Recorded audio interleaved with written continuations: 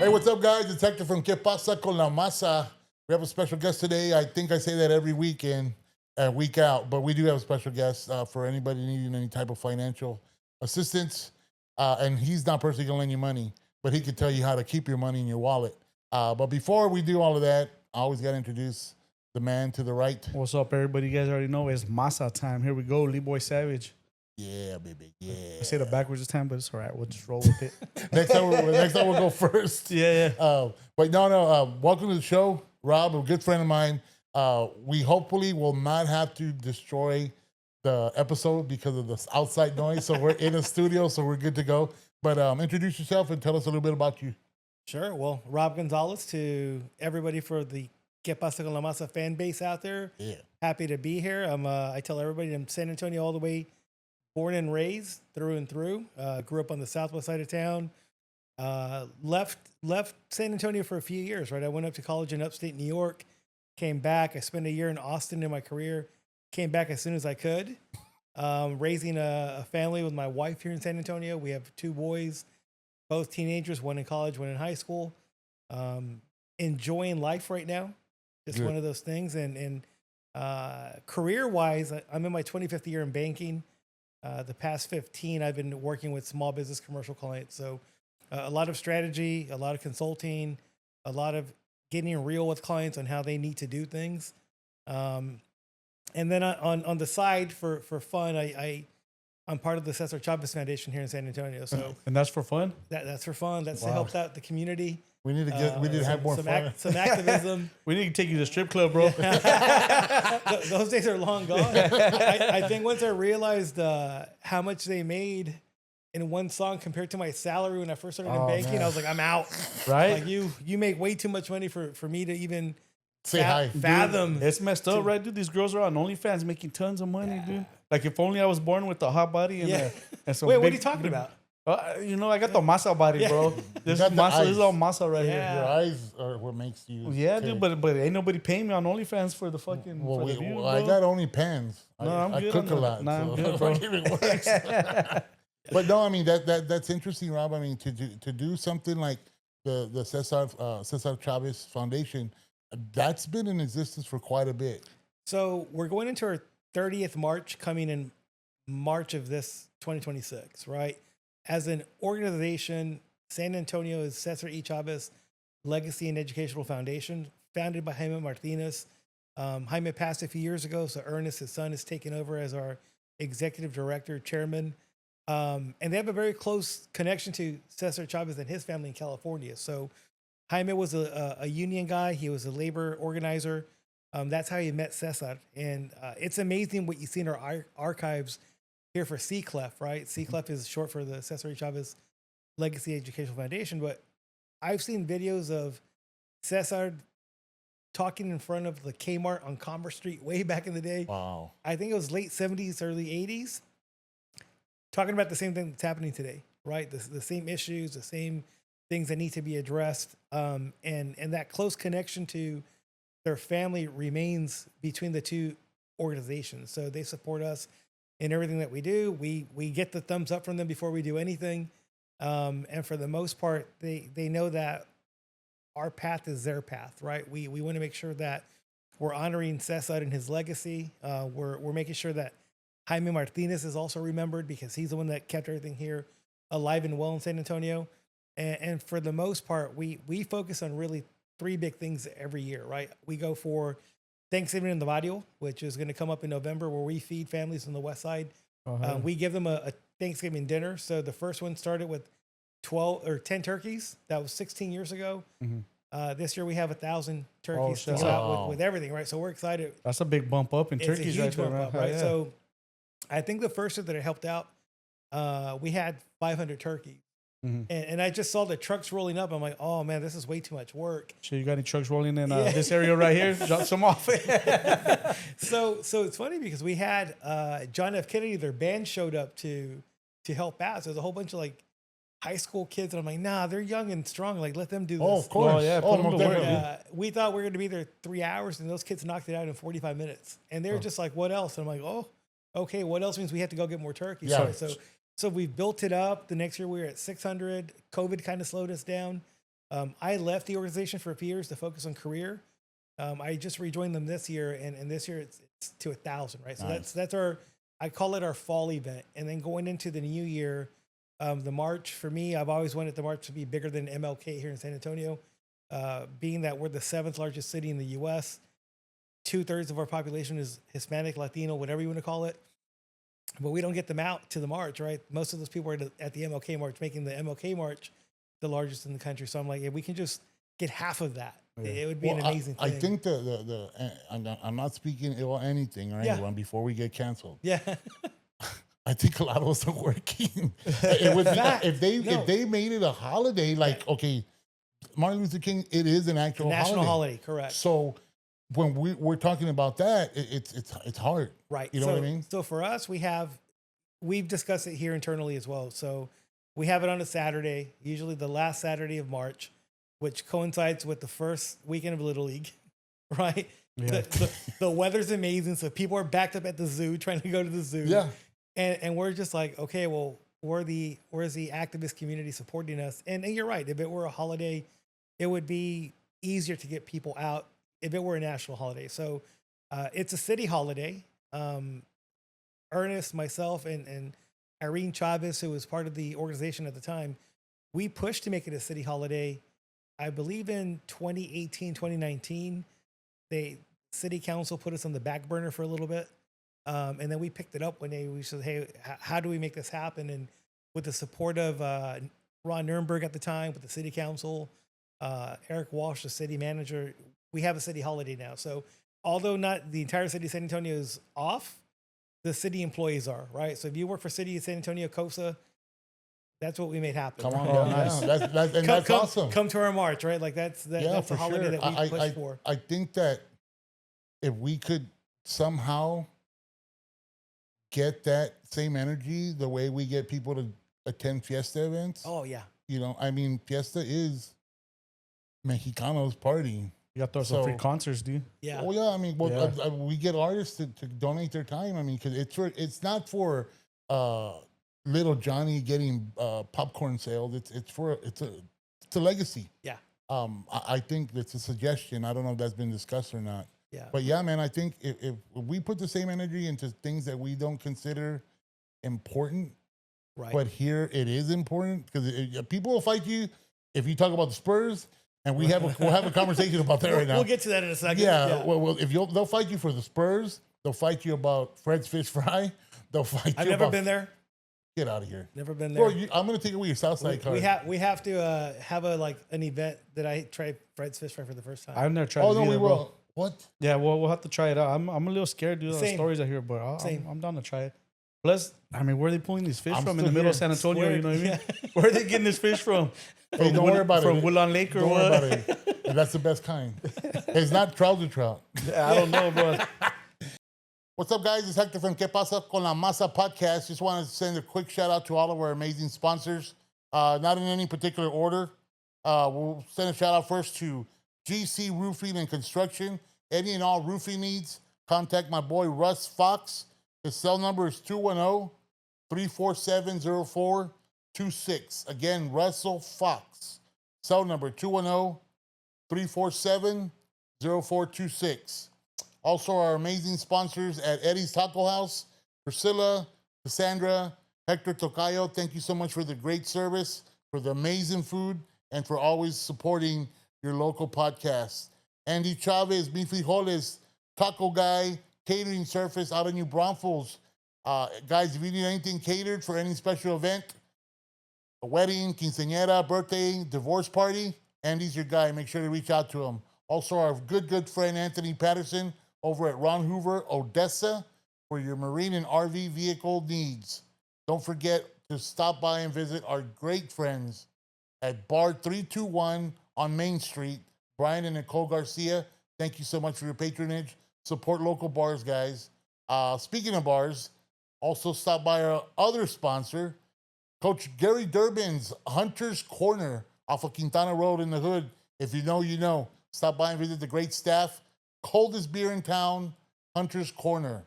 Also, our newest sponsor, our latest and greatest, Joe Gage. Shout out to all the Gage family in Laredo. Laredo, Texas, Laredo Ranch Heights, for all your farming equipment, any type of deer necessities you might have, they have it there for you at Laredo Ranch Heights. Any type of solar energy panels for either your home, residential, or commercial, reach out to my dear friends Sergio Magda Cantu with Solar Ideal Energy out of Mission, Texas. I think that's it for now, guys. I don't But know. but I mean, it's funny how we as a culture, as a generation, growing up San Antonio, there's certain things that are off limit. You know, Right. Spurs, Fred's Fish Fry, Fiesta, Market Square. Right. Yeah. You know, and it's like if you defend those things, you could defend this thing, Of course. or honor it. You know what I Of mean? course. So I mean, it's just one of those things where it's like, man, and I hear you because you're like, we should get more support, more. Right. And Hector, I'll tell you for me, like the last event that we do is our scholarship gala, right? And that's the most important thing to me. So we've been giving out scholarships to kids every year. I mentioned Irene Chavez a few seconds ago. She was the first scholarship recipient, right? If y'all should look up Irene Chavez one day.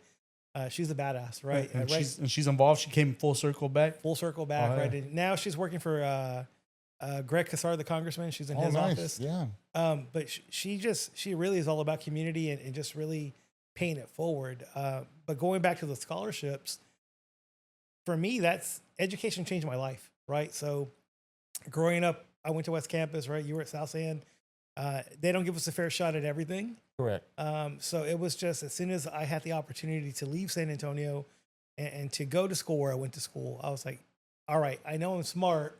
Now I have to make sure that I take full advantage of it, right? And that's how I feel with these students that were getting these scholarship nominations and applications. And I'll read through them and I'm just like, okay, this is what it is. At every scholarship gala, I still give money individually. Like my wife and I will donate a table, right? It's like we want our own table, right? Even if we're fundraising, I want to do my own thing. I work the room. And go talk to the kids, and I'm like, "What are you going to do? What's going to happen? And what are you going to study?" And the one thing I tell them, I said, "If you pay attention to anything tonight, this is what I want you to walk away with. You have to finish. I don't care if it takes you 5 years, 6 years. If you're crying in college, you have to finish, right?" Yeah. And they just sit there, and I'm like, I'm being dead serious because when you come back with your education, if you come back to San Antonio, which I hope most kids do, right? Because that was my goal the whole time. It's like I wanted to come back home. We make San Antonio better. Of course. And you have just people who bring back different experiences and can share with other people, right? I go back to my friends from the neighborhood, high school, even friends that I just met through my career. And when we start just talking in the whole marketplace of ideas, you come up with solutions to things that nobody thought about before, or you come to an agreement of this makes sense, this might not make sense, and that comes from education, right? There's formal education and then there's real world education. Street smart. And the street smarts, they'll learn it along the way too. Of course. Oh yeah, you have no choice. Yeah, you don't have a choice. You're right about that. I have a quick question. Sure. What do the kids need to qualify for that scholarship? What do they have to do, or what's the Really? parameters? Yeah. So we have the application, and they have to be high school senior here in Bexar County. Mm-hmm. And we're more of a needs-based scholarship, right? Okay. So this is one, and I'll openly admit to it because I was like, no, they have to have all A's, like they have to be top tier and blah blah blah, because that's what I was in school, and they were like, stop, this isn't how we do things. Like it's the needs-based, it's going to be who's passionate, and they had to explain to me like there's going to be a kid that's applying for a scholarship that probably has to work, so they're going to have A's and B's. But they're working to support their family. Yeah. They're working to The help. hardship. The hardship that they go through, right? So they sit there, and I'm just like, okay, that makes more sense. So when you read just the check marks, like the GPA, did they play sports? Did they do National Honor Society? But then you read the essays, and you're like, I want to give everybody money. Yeah. Man, you sit there, and there was really, the 1 or 2 years that I was part of the committee. And reading through, I was just like, how do we go more money? How do we get more money at this point from people in the community to say, hey, even if it's $1,000, we want to support this. Yeah. And even during COVID, I realized that there was a issue with laptops and kids having access to computers or whatnot. So that year we started buying laptops for kids. Oh, So it's cool. like, Wow. this is what we need to do for you, because if COVID continues and you don't have an actual campus to go to, you still have to learn. Yeah. So we ended up turning those scholarship dollars into laptops for some. One of the kids that I stayed in close contact with, he went to University of Rochester. Wow. Yeah, and he wanted a calculator. He was like a computer science like nerd, and he goes, "I don't need a laptop. I need a calculator." And Hector and Leroy, I stayed in contact with them all 4 years. Right, Nice. I did something that I didn't think I'd do. I just check up on him every semester. Everything okay? Everything okay? Yes, this is what it is. Before he left, he just was flat out. He's like, "Hey, I know you lived up north. You're up in upstate New York. I don't have winter clothes." And I said, "Okay, give me a second. I'll make it happen." Right.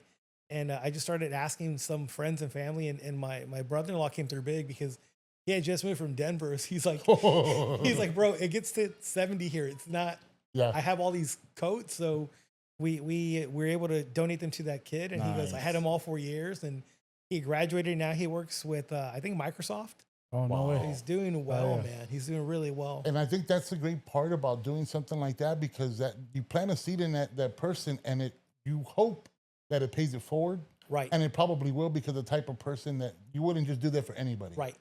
And even for him, I mean, like his last year, he was going for his master's, and his mom passed away here in San Antonio. And it's like, what do you tell somebody? It's like, "Hey, my condolences. Like, what do you need?" And he goes, "I'm okay.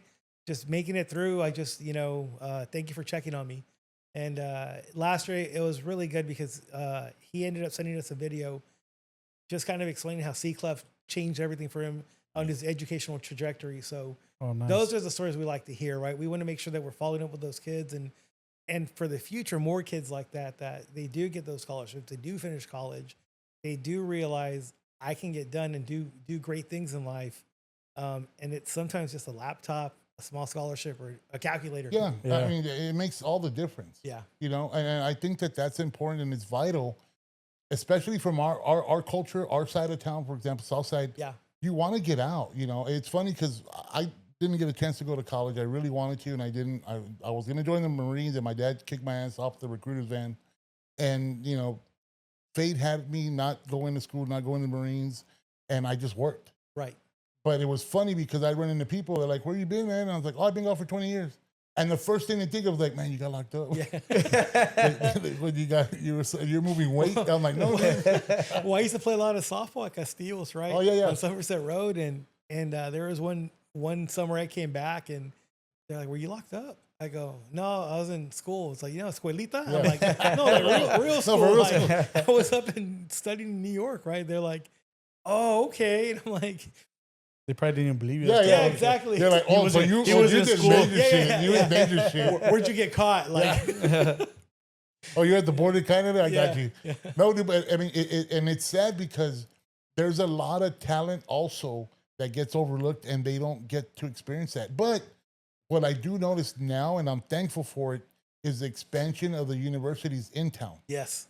A&M San Antonio, Yes. wonderful example. A lot of expansion, a lot of growth in that area. Perfect. We needed that a long time ago. Palo Alto's growing as well.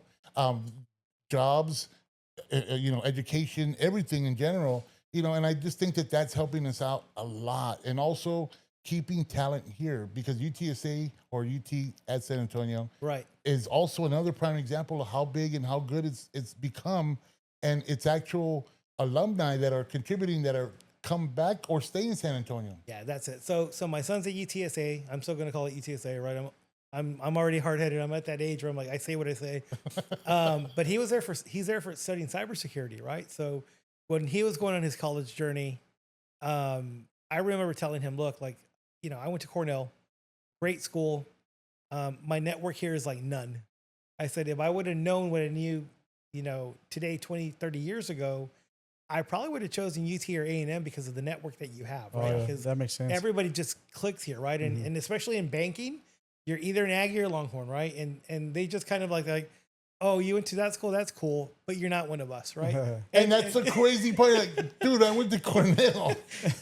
So when my son was thinking about schools, I said, "Well, are you going to be in Texas when you finish? Do you want to live in Texas?"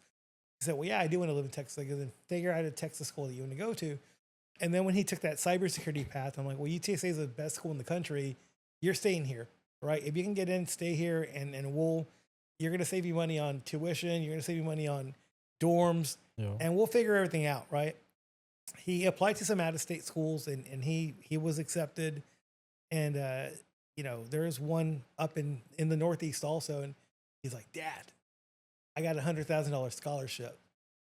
And I was like, how fucking expensive is it? It's $100,000 a quarter. Drop in the bucket. Bro, it's $200,000 for 4 years. God damn. And I was just like, no. I go, and I was like, are they number 2 in cybersecurity? He goes, no.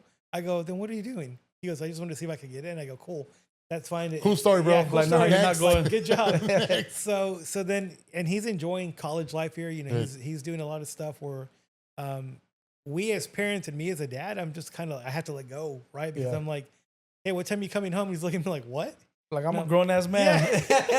Meanwhile, he's like, hey, we need more gluten-free, like, fig bars. And I'm like, really, dude? He's over there asking your wife to do the laundry still. Hey, what time's my stuff going to be done? Okay, I'll be by 3. Yeah.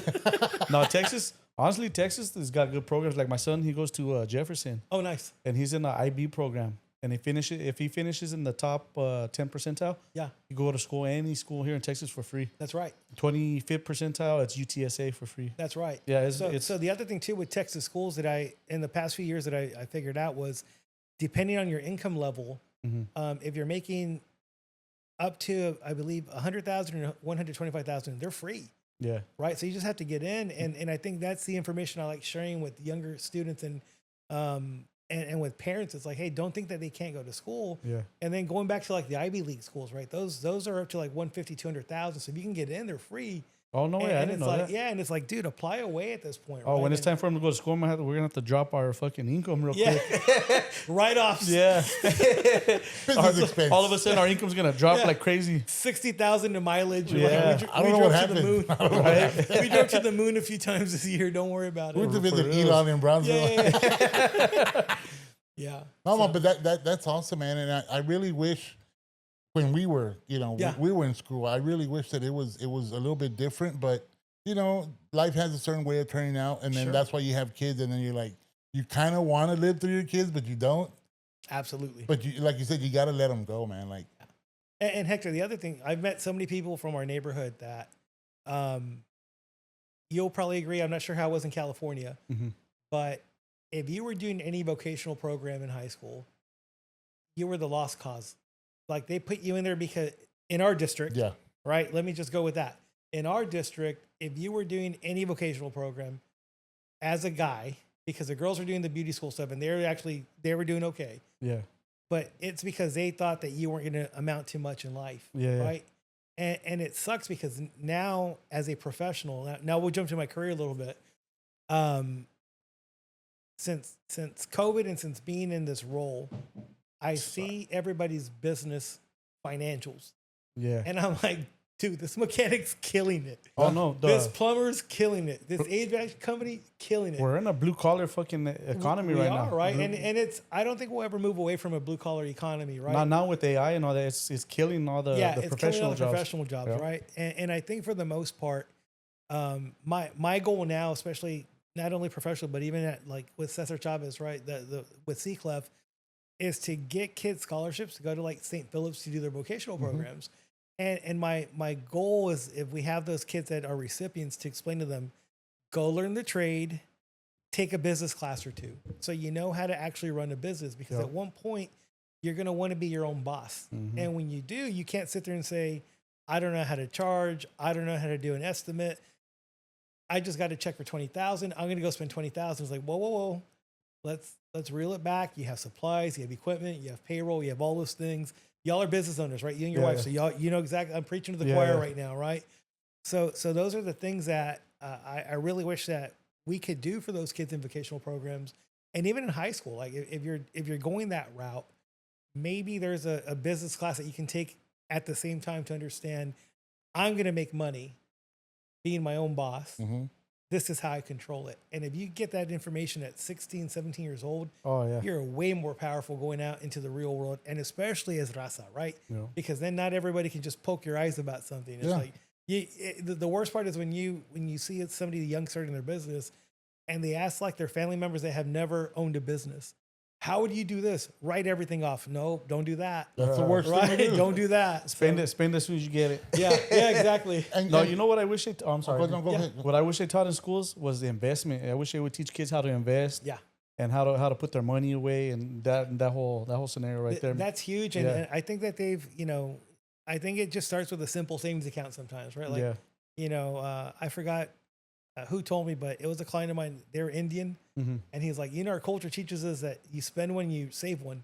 Like when it comes to like checks and all that, I was like, oh man, that's really interesting, right? And that's just a simple savings hack, right? The other thing too is like, especially in our if you grew up in a poor neighborhood like we did, even if they teach you, it's hard to fathom it when you don't have money to put away, right? It's like, well, what do I save? Like, well, that's what's lacking is financial education. Yeah. Like you could get like even some of these professional people, they go to school, get this education, but they still don't have a financial education. You're right about that. And they should be teaching the kids financial education from middle school up. You know what I mean? That's my opinion. No, it's valid, right? It's one of those things that the more you learn something, the better you get at it, or you understand the concept a lot better. Yeah. I think that teaching life skills in general. Yes. I mean, financials is a big part of that curriculum, but how to cook an egg. So my wife taught my kids that, right? So I was the Mexican son in the family. I didn't do nothing. Bro, where's the camera? I think high school I'd be like, Mom, put my socks on. Yeah. And she would come, she put my socks on, right? You're like Prince Akeem. Yeah. Did you have sisters though? I had an older sister. Oh, the sister was doing the dishes, doing everything. Yes, yeah, she had to do some of those things, and she's a lawyer now, right? So it's funny because my wife I think she saw me. She's like, my boys are not going to be him, right? So they know how to cook for themselves. They know how to clean. They clean the house. Good. And you're right, it's a life skill. And we were laughing because a few years ago, the older one got into a groove of making grilled cheese sandwiches. He was just very good at it. And he was like, when did you start cooking grilled cheese sandwiches? I'm like, bro, I'm like, do you want to know when I started? He's like, yeah, it's like college. He goes, did you make them like this? I'm like, no, I would toast the bread. I would get the cheese slice and throw it in the microwave. That was and he's like, what are you talking about? He goes, you wouldn't. I go, no, man, like that's, I ate like, ramen for 4 years. And he was like, oh, that's not good. I go, it's not good, but that's why mom's teaching you these things, right? These kids make like fideo and everything. I'm just like, how do you not burn the house down, right? And they're like, because we learned from mom, right? So you're right. Life skills, financial literacy at an early age, those are all things that are important to kids. And you work in the banking system. I know some of the banks, they I forget which, I think Wells Fargo actually had you could go ask them. And they have programs where for the kids, financial education programs and stuff like that. Yeah, I think most banks have something. That's what I figured. If anything, they have a little pamphlet. Yeah, and you could go online and they have little that's courses. What gets them going, stuff. right? And it's important. And the bigger banks do a good job of doing that. Yeah. I think the community banks like mine, it's just come and talk to us. So I've had business owners that they're doing very well. And to your point, what you said about the sausage people, that sometimes they're going to maybe not have the next generation take over. They're like, talk to my kid about taking over the business. And I'm like, I'll talk to your kid. I can't guarantee they're going to take over the business. At a price. Yeah. The salary, right? The salary, so we're good. But the kids will come in. I'm like, well, what do you want to do? And they're like, well, I don't know. I was like, well, go do something else first. And then when somebody else is telling you to do everything they want you to do, and then your parents are offering you the same thing, but you're going to take over, tell me how that goes. And then I'll start talking about like the financials. And quite frankly, I asked the parents, like, am I free to discuss how much y'all make now? And they're like, no. And I'm like, okay, then let me figure out a way to get to them. So I just started breaking it down. It's like, look at the house that you live in. Look at the cars that y'all have. It's not cheap. And I'm like, I'll throw them like the mortgage, what they're paying a month. And they're like, that's expensive. I go, your parents do it every month. And they pay for the cars every month. And then they're starting to the wheels start turning. Put the numbers together like, oh, I want this for me, right? The best story I have, Hector, is I have a company that's out of the South Side. And they're a $60 million a year company. Wow. And they're going into their third gen of ownership. Oh, that's badass. And that's unheard of. Yeah. And they the dad that started it, Mexicano from Coahuila, just busted his ass doing what he needed to do.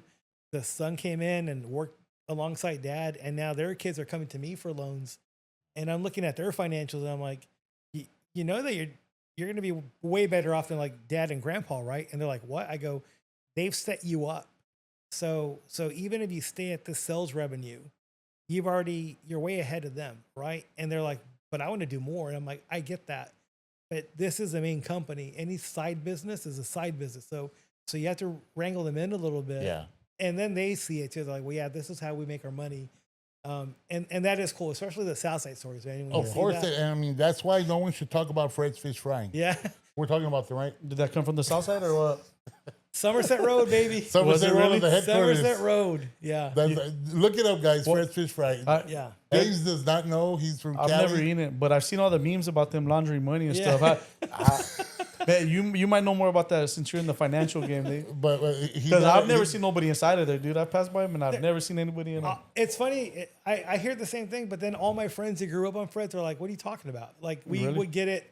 It was almost like a Friday thing for most families, or, you know, a weekend thing. And I think they survived on weekends, Thursday through Sunday. And it's a pretty basic, simple menu. It's Yeah. not hard. It's just like you fish know. and chips, right? Yeah, That yeah, type yeah. of food. Like fish Yeah. and shrimp and, you know, fries. I heard they have a chicken wings. sandwich or No, something. Yeah, they have a chicken sandwich, which is big, and chicken wings. And Yeah. they're actually pretty good. Oh, really? Yeah. I'm But gonna have to do Yeah, it, yeah, dude. we're I'm gonna just have gonna to have do- to. We're gonna have to pull the trigger. Yeah, just we do have it. to. We Yeah. just have to show there's up some one that day. have dining rooms. Like you can sit and enjoy it. You I- don't have I've to eat in your car or your house. Yeah. No, I've seen them with the dining areas, Yeah, but yeah. I've never seen nobody in there eating, dude. Yeah. Well, I mean, it's because land is their time to shine. Okay, Yeah. that makes Land, sense. they're rolling. All right, I'm gonna take your word on that, bro. And he's, How much he's are they very paying? How smart, much are you though. getting paid to Yeah. say this, bro? Fred is very smart because he buys in bulk. Yes. Oh yeah. So he has a big old container in the back, and I heard that he buys like supplies in bulk. So he's like, it's cheap to me. So then it's this. So very acute business sense, that guy. He's I got a, bet he's got a you- bunch of Asians at the river walk catching the fish. I bet you it was the Diaz brothers. No, but I mean that's a staple, and it's still around because a lot of restaurants have come and gone. Yeah. Bigger restaurants had a lot of people, and they're gone. Fred's Fish. It's like that annoying cousin that doesn't want to leave your house at 2 a.m. Well, they build a good foundation, dude, because that's why they're able to expand like that. The foundation. Yeah, that they made. do well. Yeah. That's the only restaurant you can go to, and there's like burglar bars inside. Yeah. You can't access anything. Everything's bulletproof. Yes, it's like almost. Well, you know what? It's like Compton. Yeah. Hey, dude, when I grew up, there used to be an area, bro, and all the fast food places had a bulletproof windows. Windows in the And front. they had the little turn, you know, like when you go to the bank and they Yeah. they put the money, they had it like that for the fast food. What, dude. what Wow. part of California are you from? Southern California. What part? Like, I grew up in Orange County, but I was living in Oxnard. okay. Oxnard's big with Cesar Chavez. Yeah, He was yeah, big yeah. right there in that Yeah. area. 'Cause My there's a lot of buddies farms. I went to college with a whole bunch of guys from LA, so most of Okay. them were from East LA. Okay, yeah. So Oxnard, very, very close. Yeah. Yeah. It's all fields right there, strawberry fields. Yeah. So Cesar Chavez he had a big influence in that area. Yeah. Well, I remember the first time I went to LA in 2002, you were in Hollywood and you take Sunset all the way down to East LA. Doesn't say go Yeah, Sunset, but now it's called Cesar Chavez, right? After a few years, it changed Uh-huh. into, there's a breaking point. I forgot which highway it breaks off, Okay. but Sunset turned into Cesar Chavez. So Okay. I didn't even know. It was Shit, good I didn't even know that, dude. yeah. I know LA pretty well, but I didn't even know Yeah. that. Are you sure you're from Cali? Yeah. I don't know, we're gonna We're gonna take your Cali Texas card now. away, bro. You've been in Texas Hold too on. long. So let's talk about restaurants in Cali. Uh-huh. Cinco Puntos. Cinco Puntos, you know that one. All right. So The my Mercado Uno right there, too. So my buddy, he's Filipino, right? Uh-huh. And we went to Cinco Puntos one day, and he's like, "I got this." I'm like, "I'm Mexican. Like you don't got this." Yeah. And he's like, "I'm here all the time." He works at USC, so he just goes there every day. Oh, that's just right, almost. just right across the freeway. So he goes in there, Hector, and you know, Leroy, and he's like, "Let me get an asado burrito, throw some rice in there, throw some beans, guacamole, and throw some chicharrones in there." And I'm like, "What? Like, what are you talking about?" He goes, "Shh, shh, shh. I got this." And I had it, and I was like, "Oh my god, this will kill you." Yeah. But it's so amazing, and there's nobody does it like Puntos here in San Antonio. No, there's no place in San Antonio that does like California, bro. I'm Yeah. sorry, dude. Like, especially like my one of my go-tos is a chile relleno burrito. Okay. With carnitas in it, dude. I can't Yeah. find that anywhere here, dude. Yeah, no, You ain't gonna find that. you're right. Dude, It's not that- picadillo in here. That sounds like after everyone's done eating, they put everything on one plate and they Yeah. just toss Nah, it. it's- Hey, bro, California's king of burritos, bro. It is. Well, it's funny because we were talking about that. And we're like, man, because he's like, nah, bro, the food here in Texas is trash. It's not like Cali. And I'm like, wait a You're minute. trying to get my windows busted out when I walk out here, bro. That's exactly. The food here is okay. That's not what you said. But anyway, for context, he didn't say that.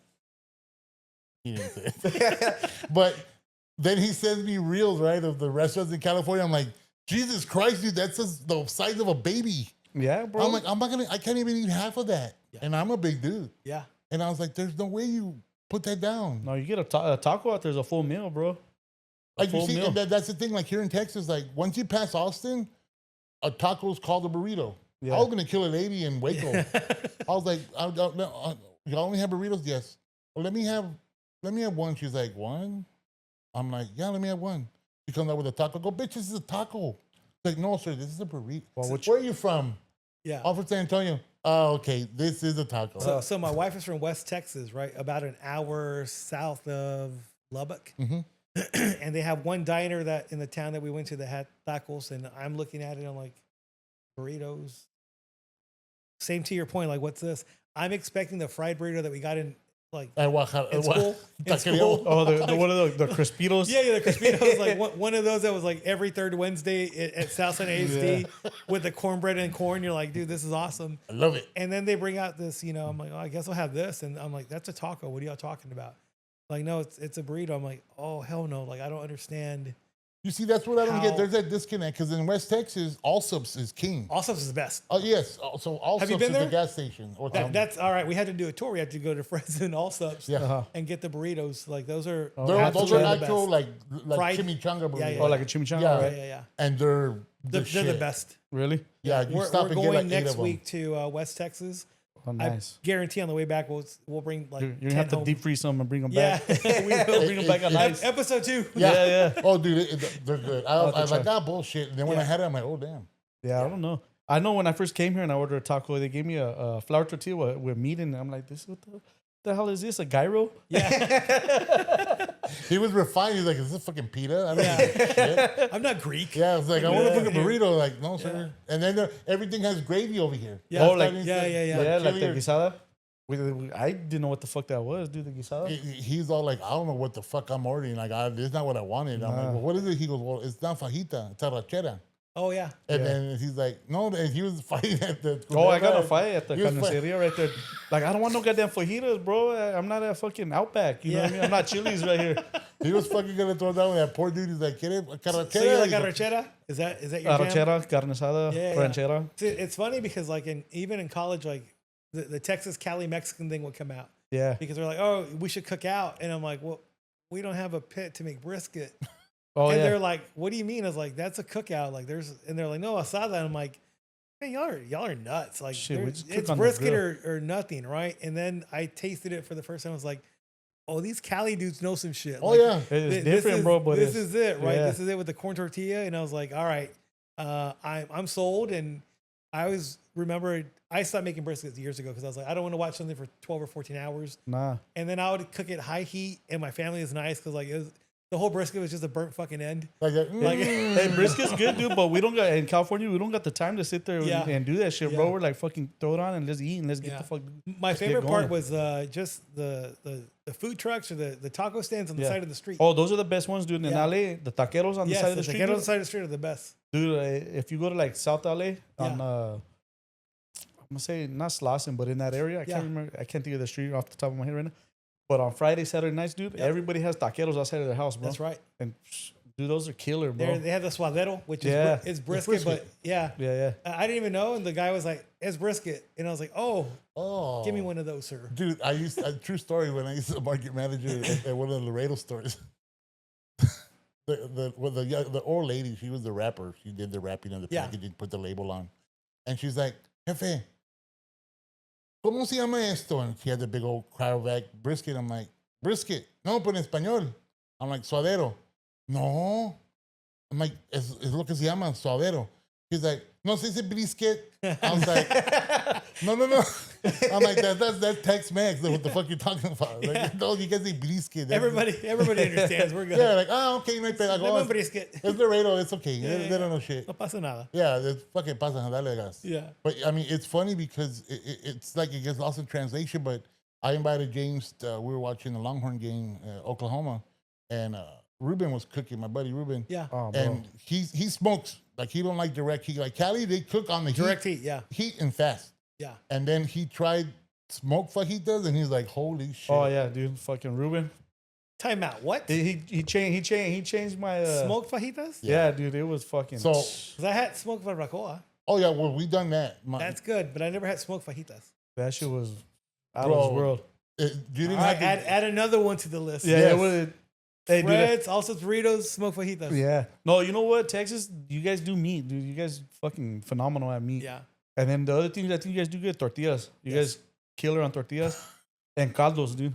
They kill it in caldos here. The Oh, menudo, yeah, they have the my caldo pozole, res, bro. everything. They just Yeah. fucking kill it, dude. it's funny because my fiance Blanca, mi amor, saludos.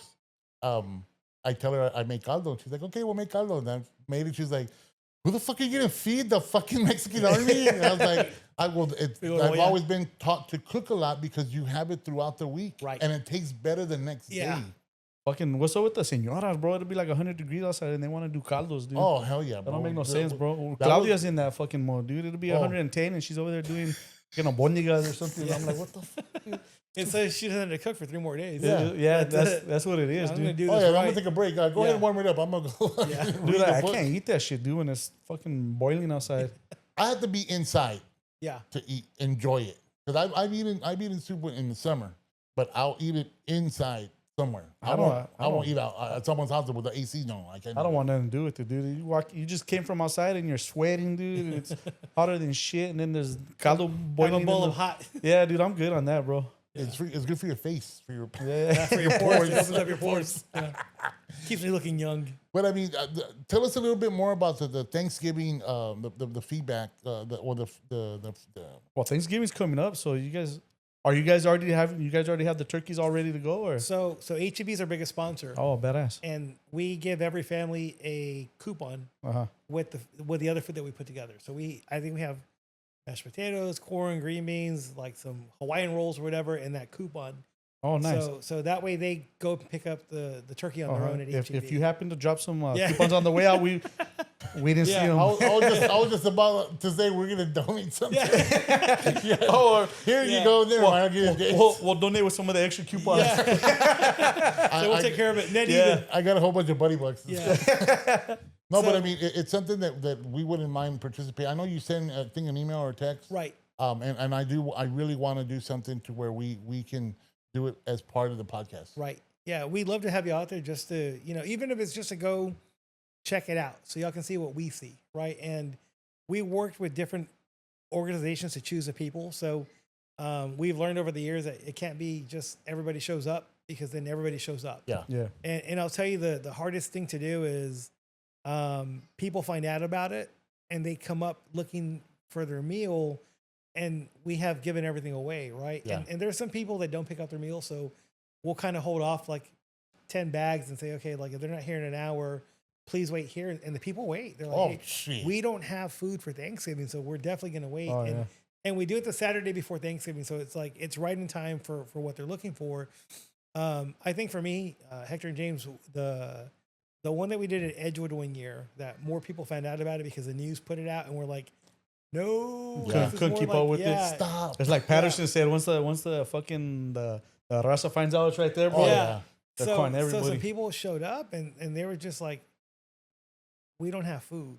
And for me, I was just like, oof. Like, you think you're doing a good thing, and then you hear that, and you're like, I didn't do enough. Yeah. Right? It doesn't matter how many people, 600 people had their turkeys. I didn't get 607, right? Ernest, who's our chairman, super big heart, he went out of his own pocket and bought 7 families their meals, right? And that's what it comes down to. It's like, hey, if we're serving our community, sometimes it comes from us, right? Yeah. And a lot of times it's not time, it's also money, right? That's Oh, yeah. the biggest I thing. mean, yeah, there's only so much resources you guys can put out. Right. Have you ever heard that story Tony Robbins talks about when he was a kid? Which one? You know Tony Robbins? Yeah, I know. The- Yeah, I love okay. Tony Robbins. when he was a kid, they didn't have no money for Thanksgiving, and they had somebody found out they didn't have a Thanksgiving dinner or anything. Somebody came over and tried giving him a Thanksgiving dinner, right? His dad didn't want to take. His dad was being kind of an asshole about it. But the guy ended up leaving it anyways. And Tony Robbins said that had such an impact on him. They like changed his trajectory of his life just from getting Thanksgiving dinner from somebody. It just that act of receiving when somebody wanted to give you something, genuinely give it to you without any strings, right? Yeah. And that's the most important thing, you know. I've always, especially with the Chavez with CECLEF, we're volunteer led. Nobody gets paid. Yeah. Right. So we're all there with our time, our efforts, away from our families, making these things happen. And we have an amazing board, right? It's like we have Ernest, his wife, that are there. Amanda, his daughter, works at HEB. She's part of it. Myself. We have Anthony Gonzales, who's a teacher at Marshall High School. Dr. Carla Duran, who's, I believe she's at the animal colleges. And then Kelly Rosa Cabnuk, who she's a professor as well. And she's also part of the San Antonio Cultural Arts Center. When you put everybody together, Manny Pelay is also the attorney. When you put everybody together, everybody has a different skill set. So like there's things that like Kelly and Anthony are absolutely amazing at social media. And they're like, what do you think? I'm like, I don't know, man. I don't know how to do anything. Like you see my selfies, I look like I'm like 60 taking a selfie, right? Like the old man selfie like this. You're like right? that video where they're trying to record stuff and you're over there recording yourself doing all You kinds look of like the self-checkout. Yeah, right. Yeah, exactly. That's what my selfie looks like, right? And then, you know, there's a few of us that we fundraise, right? And that's our skill set. And we make sure that we're part of the community. And you know, when Jaime passed away, I remember telling Ernest that the biggest obstacle was going to be having the community believe that Ernest was going to be as impactful or more impactful than Jaime, right? Because Jaime was an activist all the way through and through. Ernest is a financial advisor. I'm a banker. And I've heard people say, how do you have these people who work in corporate America, like they're not really raza or la causa? And I'm like, I beg to differ, because we're doing it out of the goodness of our heart. And just because we're doing well doesn't mean we don't care. Yeah. And we're an example to people that, hey, we haven't turned our back to the community. Exactly. Yeah. If anything, we want to bring more to the community to really get more scholarships, more turkeys, you know, more awareness of what Cesar and what Jaime did locally. And that's a root for us, right? That's our foundation. And to your point, what you said earlier is like more awareness brings that to it. And that's it. Like that's a good working board that we have right now with CECLEF. That's awesome what you guys are doing, man. We try, man. It's tough. And like you said, setting the example, man. Yeah. People have to have that example, because I think people have a lot of there's a lot of people with a negative mindset, right, and they try pulling people down when they see them doing good. right. But you can't help the community if you don't have the resources, and you have to do good to get the resources. So That's correct. it's you guys are setting a good example for everybody. Yeah. And I think that sets a precedent moving forward, because, you know, you might not know it hearing, because I know you hear it on both ends, good and bad. Sure. So there's always going to be haters and negative Nellies. But when you're an example, when you're a servant of the community, you're a pillar of the community, and you're doing more than what you actually do, it doesn't matter if you live in Animal Heights or you live in the Dominion, but you're doing the work. That's right. For the people, and that sets Here's the expectations. best part, right? Because we really don't put out our donors list. Those donors live in Alamo Heights, Yep. Chavano Park, the nice parts of town, because they've also have understood what we're doing in the community. So that to me is exciting, because it's like, hey, everybody thinks that rich people don't want to help, and they're the ones that help, right? And They help the and most. They help the most, Yep. like more times than not. For me, that donor, the quick text message that I send everybody, right? It's like, hey, donate $25 to $50. That added together is powerful, Yeah. right? And for me, it wasn't just the money, it was the awareness, right? If I have 50 people that I sent messages to understanding what we're doing, even if they didn't donate, they know that we're doing something impactful in the community. And next year they'll sit there and say, I saw that, right? He keeps doing this every year. Let me help out, or you know, let me volunteer. And their kids want to volunteer now, right? Those are friends of mine that they're like, hey, how come my kid get involved? How can my daughter go and help out? I'm like, well, what I want to do is when we start planning for the march, We want to get them involved so they can bring their classmates from whatever school they're at, right? And they're Northside schools. It's like invite them out to the march. We'll sign off on volunteer hours as they're doing National Honor Society, National Junior Honor Society. Those are all important things, right? And again, it's like I think right now in the country, the environment with DEI and all that, it's people want to shy away from it, and we're going full force with it. It's like, hey, we're helping the community. We're not trying to take anything from anybody else. We just want to make sure that we're focused on these pillars that we do, right? It's like, again, Thanksgiving in the body is another way of saying that we're helping solve food insecurity in the underserved areas of San Antonio, right? It's like, if you want to go, with a catchphrase or something buzzworthy, food insecurity is what we're solving, right? For one day, 1,000 families get to eat, right? That's incredible. And again, I think the issue now is that now I know we can get 1,000. Now I want 5,000. Yeah, of course. Right? That's always going to be me. Well, It's like, how many more people can I You serve? have to, because that's how it starts. Yeah. It's like when, for example, us starting. We're 2 weeks ago. Oh no, yeah, 2 weeks ago. We've only been doing this for 7 months, and I think that we're starting to really find our groove and get more people into it and buy into it. And we do what we do because we want people to disconnect from everything going on around their lives. Right. We want people to talk about stuff that not all over social media or the news or just common talk among people. We want to talk about different issues and try to get as many different guests from all walks of life. And for example, that's why I was a champion of you to come on, because I know that you what you stand for. You're a great human being, but you do so much for the community, and you stand behind, especially Cesar Chavez Legacy. Right. And it's funny because we were talking about it. My buddy goes, "Are we talking about the boxer?" well, that's a funny story. So Ernest has told us a story many times that one of their first marches was like in the late 90s, mid to late 90s, and that they were marching down the west side at that point, and they were talking about Cesar Chavez, like saying his name out loud, and somebody stood up and yelled out, "Nah, Oscar de la Hoya!" Right? Hey, he's been Cali. Right? Yeah. And I was just, and Jaime looked at Ernest, and he hit Ernest. See, that's why we have to keep doing this. They think we're talking about the boxer, and I'm like, I don't know. I like both boxers, right? Like, Right. Like Chavez was like the I'm gonna go 12 rounds to beat you up. Yeah. And Oscar was the golden boy, right? Like that, especially at our age, right? He was the one that the Olympic gold medals and all that. Yeah. But to your point, like we have to keep sharing information so the community can know who we're talking about. Sure. Because even my son at one point, like I was talking about Cesar Chavez at the house, and then they showed a highlight of Julio Cesar Chavez, and I was like, "Oh, this already knocked the fuck out of that dude." And he goes, "I thought Cesar Chavez was against violence." And I was all, "Yes, he was. But This is the boxer, Julio Cesar Chavez." He goes, "Oh, okay, cool." So, but it's like the more you know, right. you're That's better exactly off. it. Well, it's like our buddy from Fin Addicts, dude.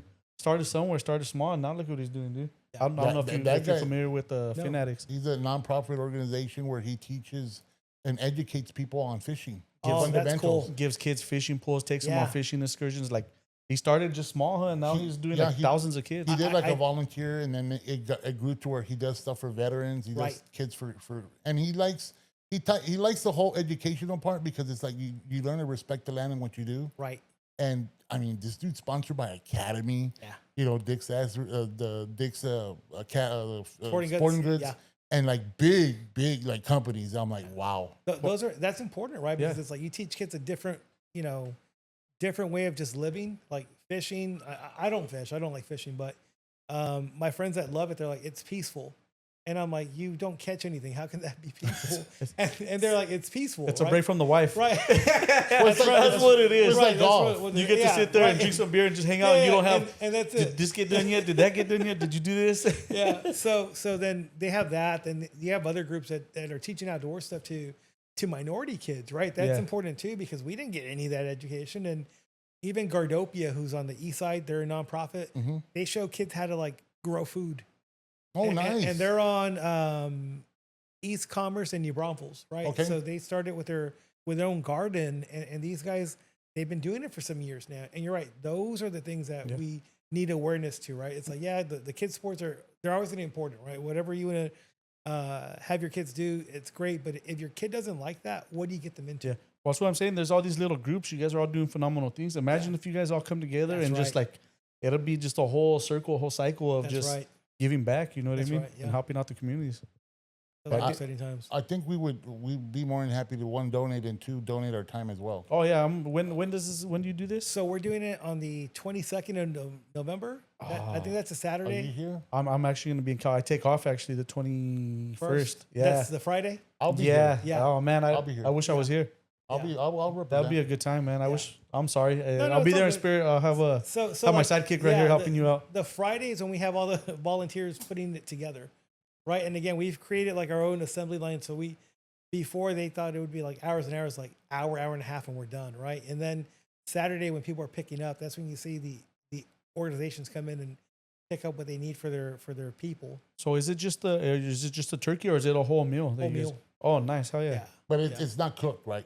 not cooked. Okay. Oh, okay. Yeah, you don't want me cooking. I mean, it's I was gonna say, like, man, that would be phenomenal if you could, kind of like, I know growing up we had the the Raul Raul Jimenez, Jimenez, yeah, and that's a wonderful thing, and HEB's kind of like taking over it, and that's great. yeah, But what y'all are doing is also phenomenal. Not to knock on anyone's approach. and something that they serve the community, but I really think that there's a bigger potential to your association, and I'm more than happy to have input on that. Yeah. Because I think that people don't realize how big of an impact you make on someone's life. And sitting around the dinner table. Well, hold on. We do Thanksgiving lunch in San Antonio. Is maybe the same way you guys did. I'm not sure. Like for the Cowboys game, Oh, of course. right? yeah. Like you have to have it at 1 or 2, and then you're gonna eat through the Cowboys game. And then afterwards you rest Yeah. for a minute and then Yeah. you go take a masa and then you're back at it. So I think that the point of just having a meal at your own house. Yeah. Yeah. And I love what Raul Jimenez has done all these decades now. It's amazing. Right? It's amazing how they feed people. And you're right. Both approaches are incredible because some people don't want to cook and they want to go have their meal and go home. And for us, it's about community at your own house, right? You're able to just cook for your family and say, look, if weather times are super tough or just tough, for one day we get to enjoy a meal and just not have to stress about it, right? Because again, like my dad died when I was 12, so mom took care of everything after that. And I'm like, my cousins would come over and everything. It's like, how did she do it? Right? Like how on earth did she feed like 30 people at one time? And she just did, right? And Like nothing. like nothing, right? No stress, no nothing. And the only thing that I did take away from her as I grew up was I started making the turkey because her turkey was always dry. Like it was really? it was like jerky, bro. Like You did it out of and necessity. nobody said anything, right? Hey, 'Cause- turkey's hard to cook. Yeah, dude. and- it takes a minute to but, learn that. but I've taken care of it, and now I'm the one that cooks the turkey. Do you deep fry the turkey? No, Oh, you guys are Texans. You guys yeah. probably smoke the turkey I up. don't even do that. I just throw it in the oven. Oh, and- really? yeah. Like, Make what sure. do you use for stuffing? I don't even stuff it. That's what makes it. I think it's better when you. Oh, you're don't just stuff out here it. raw You dogging just- turkeys yeah, up. That's exactly it. I just throw it in the microwave with some bread. We're You good. take it out. You take the stuff from the inside out. Yeah, right? yeah, Okay, good. Yeah. I'm glad you did. My sister found out the hard way. Oh, Yeah. really? They're like, you killed a man turkey. Yeah. Oh, the And fucking the neck, she was like, I don't want to touch a turkey ever again. first time I seen, I was jealous, bro. I'm like, what the fuck? Oh no, it's funny. So when my kids were younger, I was like, hey, one of you's gonna learn how to do this one day. So both of y'all better start learning. So I showed them what I do for like my seasoning and the mix and all that, and they're paying attention. So I reach in and grab the bag or inside. whatever, and then I pull the neck, and they're like, "What's that?" I go, "The penis." I know, they're sitting there like, well, I go, "It's not the penis." like, It's goddamn, this that's the turkey is neck, packing, dude. bro. This turkey is That's like packing. figuring around. That's What's the up? neck. Cut it out, right? So Right. they're just like, and the worst part is like, I like the neck. So then I'm the one Like, eating the neck. And Dad, Oh, eating bro, the- you can't do that, bro. You can't do that, dude. I shot myself in the foot, right? Dude, I would have fell over laughing Yeah, my ass right. off. I laughed when it happened to my sister, but I would have laughed watching Yeah. you eat the neck. Do you Yeah. guys do anything similar for Christmas? Not with the organization. A few years ago, we were doing a toy drive. Okay. I think our focus is those three things. It doesn't mean that we can't bring a toy drive back in the future. Yeah. It's just we're very good at these three things. Yeah, We're yeah. very focused on it.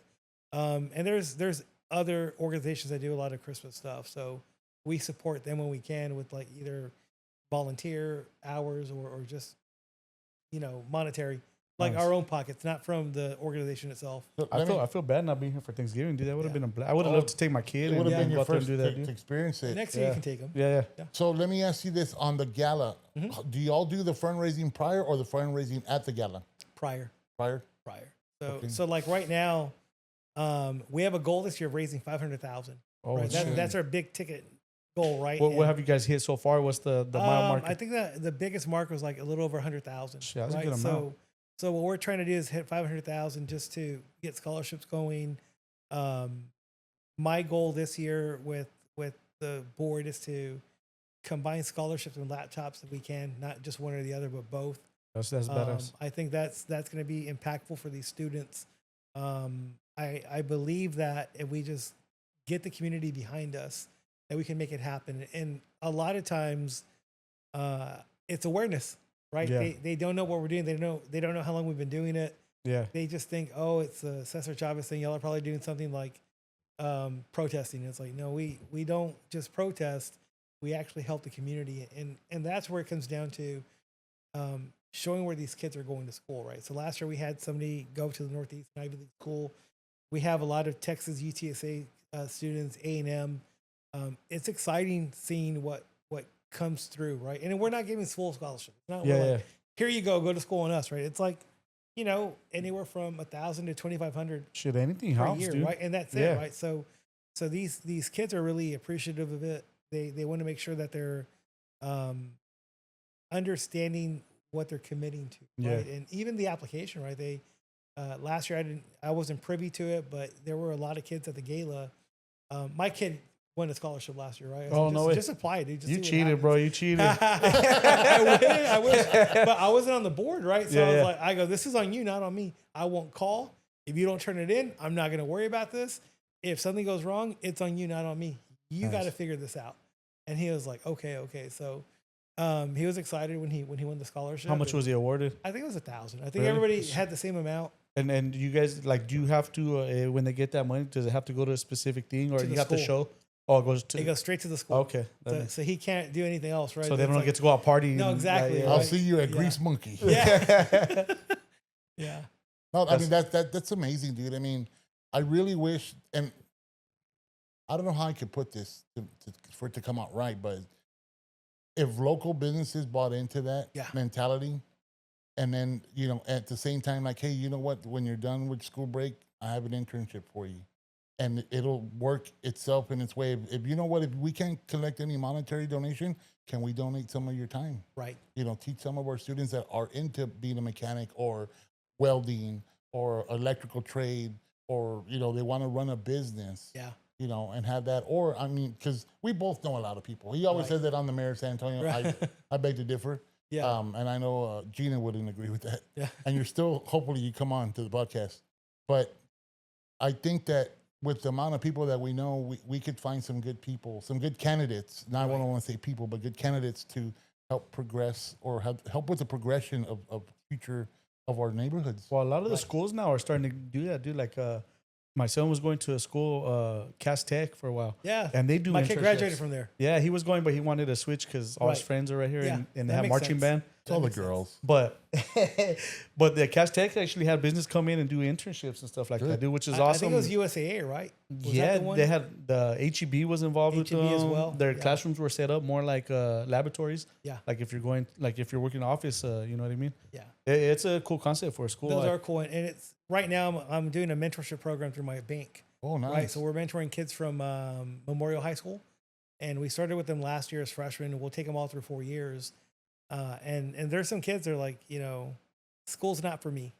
Yeah. And I'm like, okay, that's cool. So like, what is for you? And there's one kid who, he wants to do air conditioning. He wants to be an HVAC. That's money, Right. dude. And I kept telling him, I was like, okay, so why is school not for you? And he's like, I'm bored. I go, I get that. But I need you to understand something. If you're going to work for an HVAC company, if you're going to own your own business one day, you have to learn how to problem solve.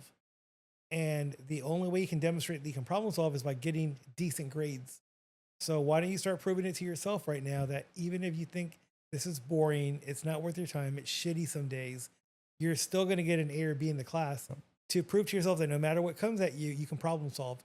He's like, I never thought of it that way. I go, I have 30 years on you, right? Yeah. I can give you advice that I didn't have 30 years ago, Now right? go get me some water. His mind might change. Now go get me water. Right. He might change his mind too, and want to go to college, and he's set up because he did the That's stuff right right. there. So he has options, you know. And I told him, it's like, don't get caught up with the other kids that want to go to like UT Thurman. It's like, go to St. Philip's to get your HVAC, credentials, your license, your degree, or whatever it is there.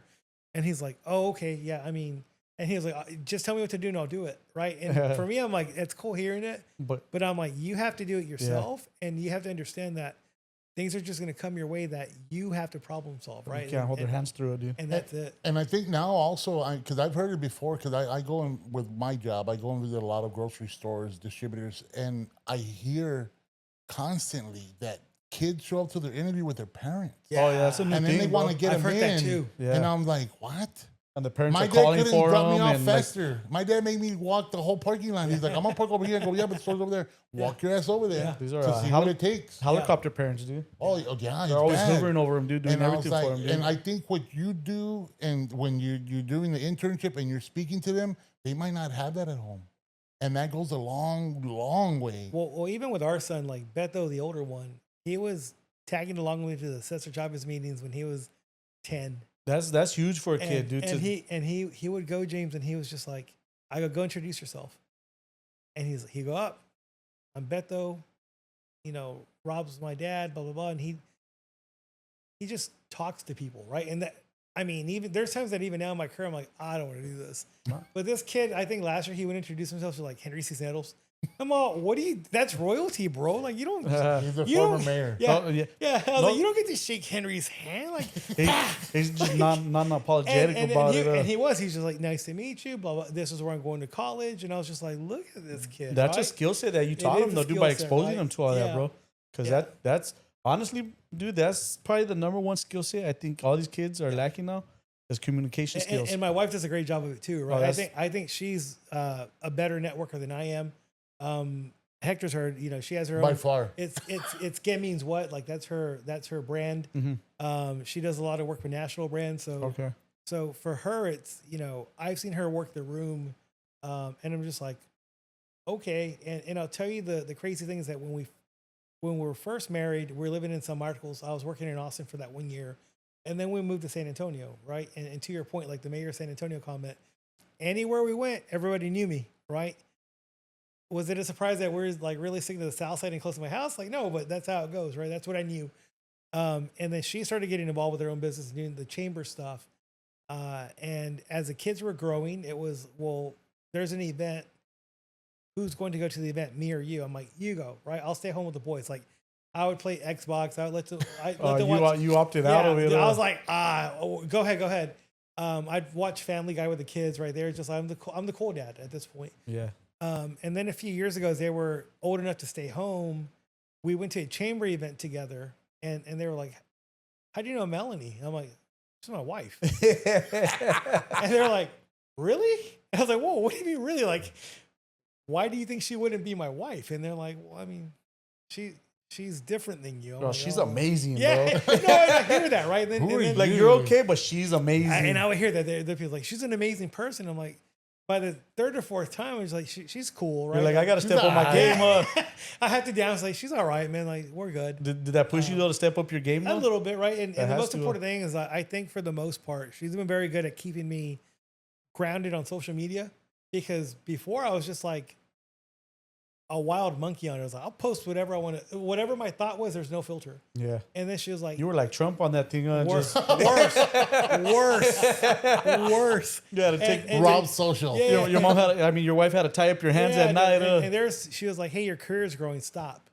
And I'm just like, but I'm funny. She's like, be funny at home. I'm like, but you don't laugh at my jokes at home. Like, my friends laugh at my jokes, right? She's all like, haha. Yeah. You gotta have the private count for Yeah, just the exactly. friends, dude. That's so Yeah. nobody sees the memes you're saying. You know what I mean? Yeah. So that's where she's helped me level up, Yeah. right? And it happens as you get older. You get more calmado, and Yeah. you know, I'm at that point in life where I'm like, you know, Hector knows when I'm bored, I'll just post a political post, and my good friends, they like messages like, I know what you're doing. Like, you just want to see everybody fight, and I'm like, a little bit. Hey, bro, Right. not today, bro, Yeah. not today.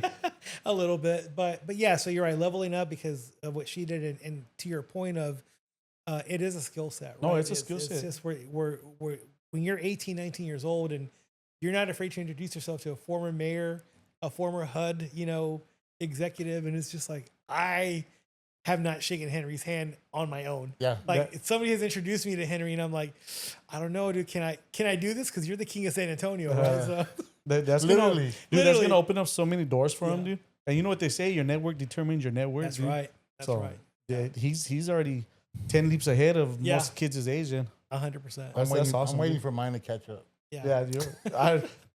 You can't be at the strip clubs, networking at the strip clubs, No, bro. like, dude, I mean, honestly, I gave those things up.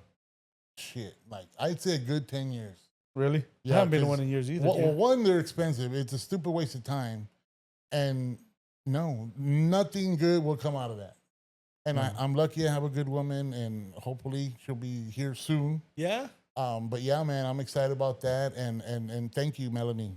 I appreciate it.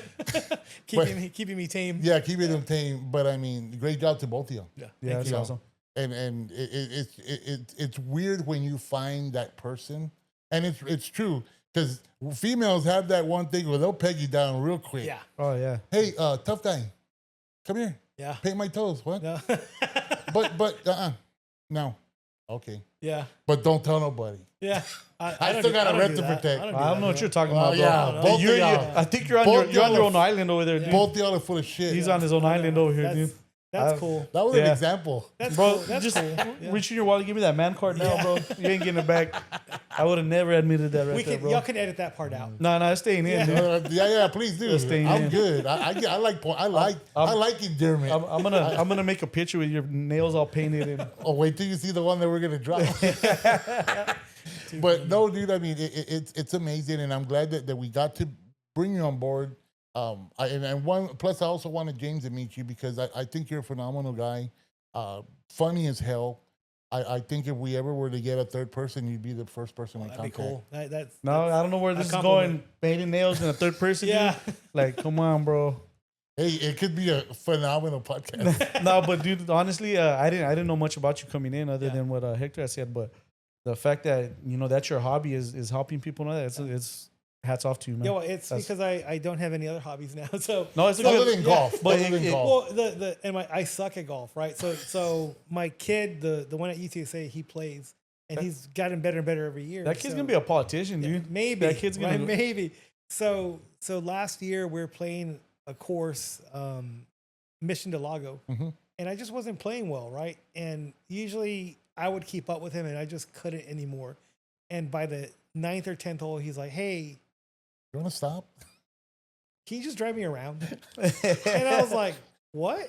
He goes, "Am I slowing you down?" Like all offended, like, "Oh." He goes, "Yeah, you are." And I'm like, "All right, I'll drive you around." And I just put my clubs up and I just drove him around. And I got to spend the back nine with him, just being dad and son and talking shit to him a little bit. Core Like, memory. I'm like, you're making fun of me. You just hit that, and he's like, "All right, cool." Like, and then he'll like do what he needs and comes back and doesn't let me get in his head. You like that? But it's funny. The other day, I told my wife jokingly, I'm like, I'm going to quit banking. I'm going to quit banking and become a professional golfer. She's like, "No, you suck." You'd be a good caddy. And I started laughing. She goes, "You don't get mad?" I go, "No, it's the truth. Like, I can't get mad at the truth, right? Like, Yeah. if I tell you myself I'm horrible, I just like to go out there and hang out with my kid. Or when we have the corporate events, like I'll have a few drinks when we go out there. For me, that's the socializing part of it, right? So Yeah. it's just tranquilo and Yeah. we do what we need to do. But it's those hobbies, right? Like if anything, I get to go to the gym a few times a week, and that's my me time to kind of just self-reflect. Get away from the wife. Yeah. Decompress. I think the word is decompress. I know where you're Yeah. at, bro. I'm in Yeah. the same page. And I think as we get older, we find out where we can decompress Yeah. the best. Yeah. Because back then it was like, all right, happy hour. Yeah, I'm gonna decompress my way. that's right. For 6 hours. Yeah, 6 and hour then happy and then hour. the next and day. then you got to decompress from the decompressing. exactly. oh, of course. Yeah, bodies don't take it like that no more, Yeah. dude. Oh hell no. shit, the weather change. You know, Yeah. people get horny when it rains. Yeah. I get arthritis. We're Yeah. not the same. I know when it's folks. gonna rain. I'm like, my knee hurts. It's Yeah, gonna dude. rain. You step out of bed and your knee pops. and- Rain's a coming. Shit. Yeah, right. My grandma told me growing up, she's like, your body's a barometer as you get older.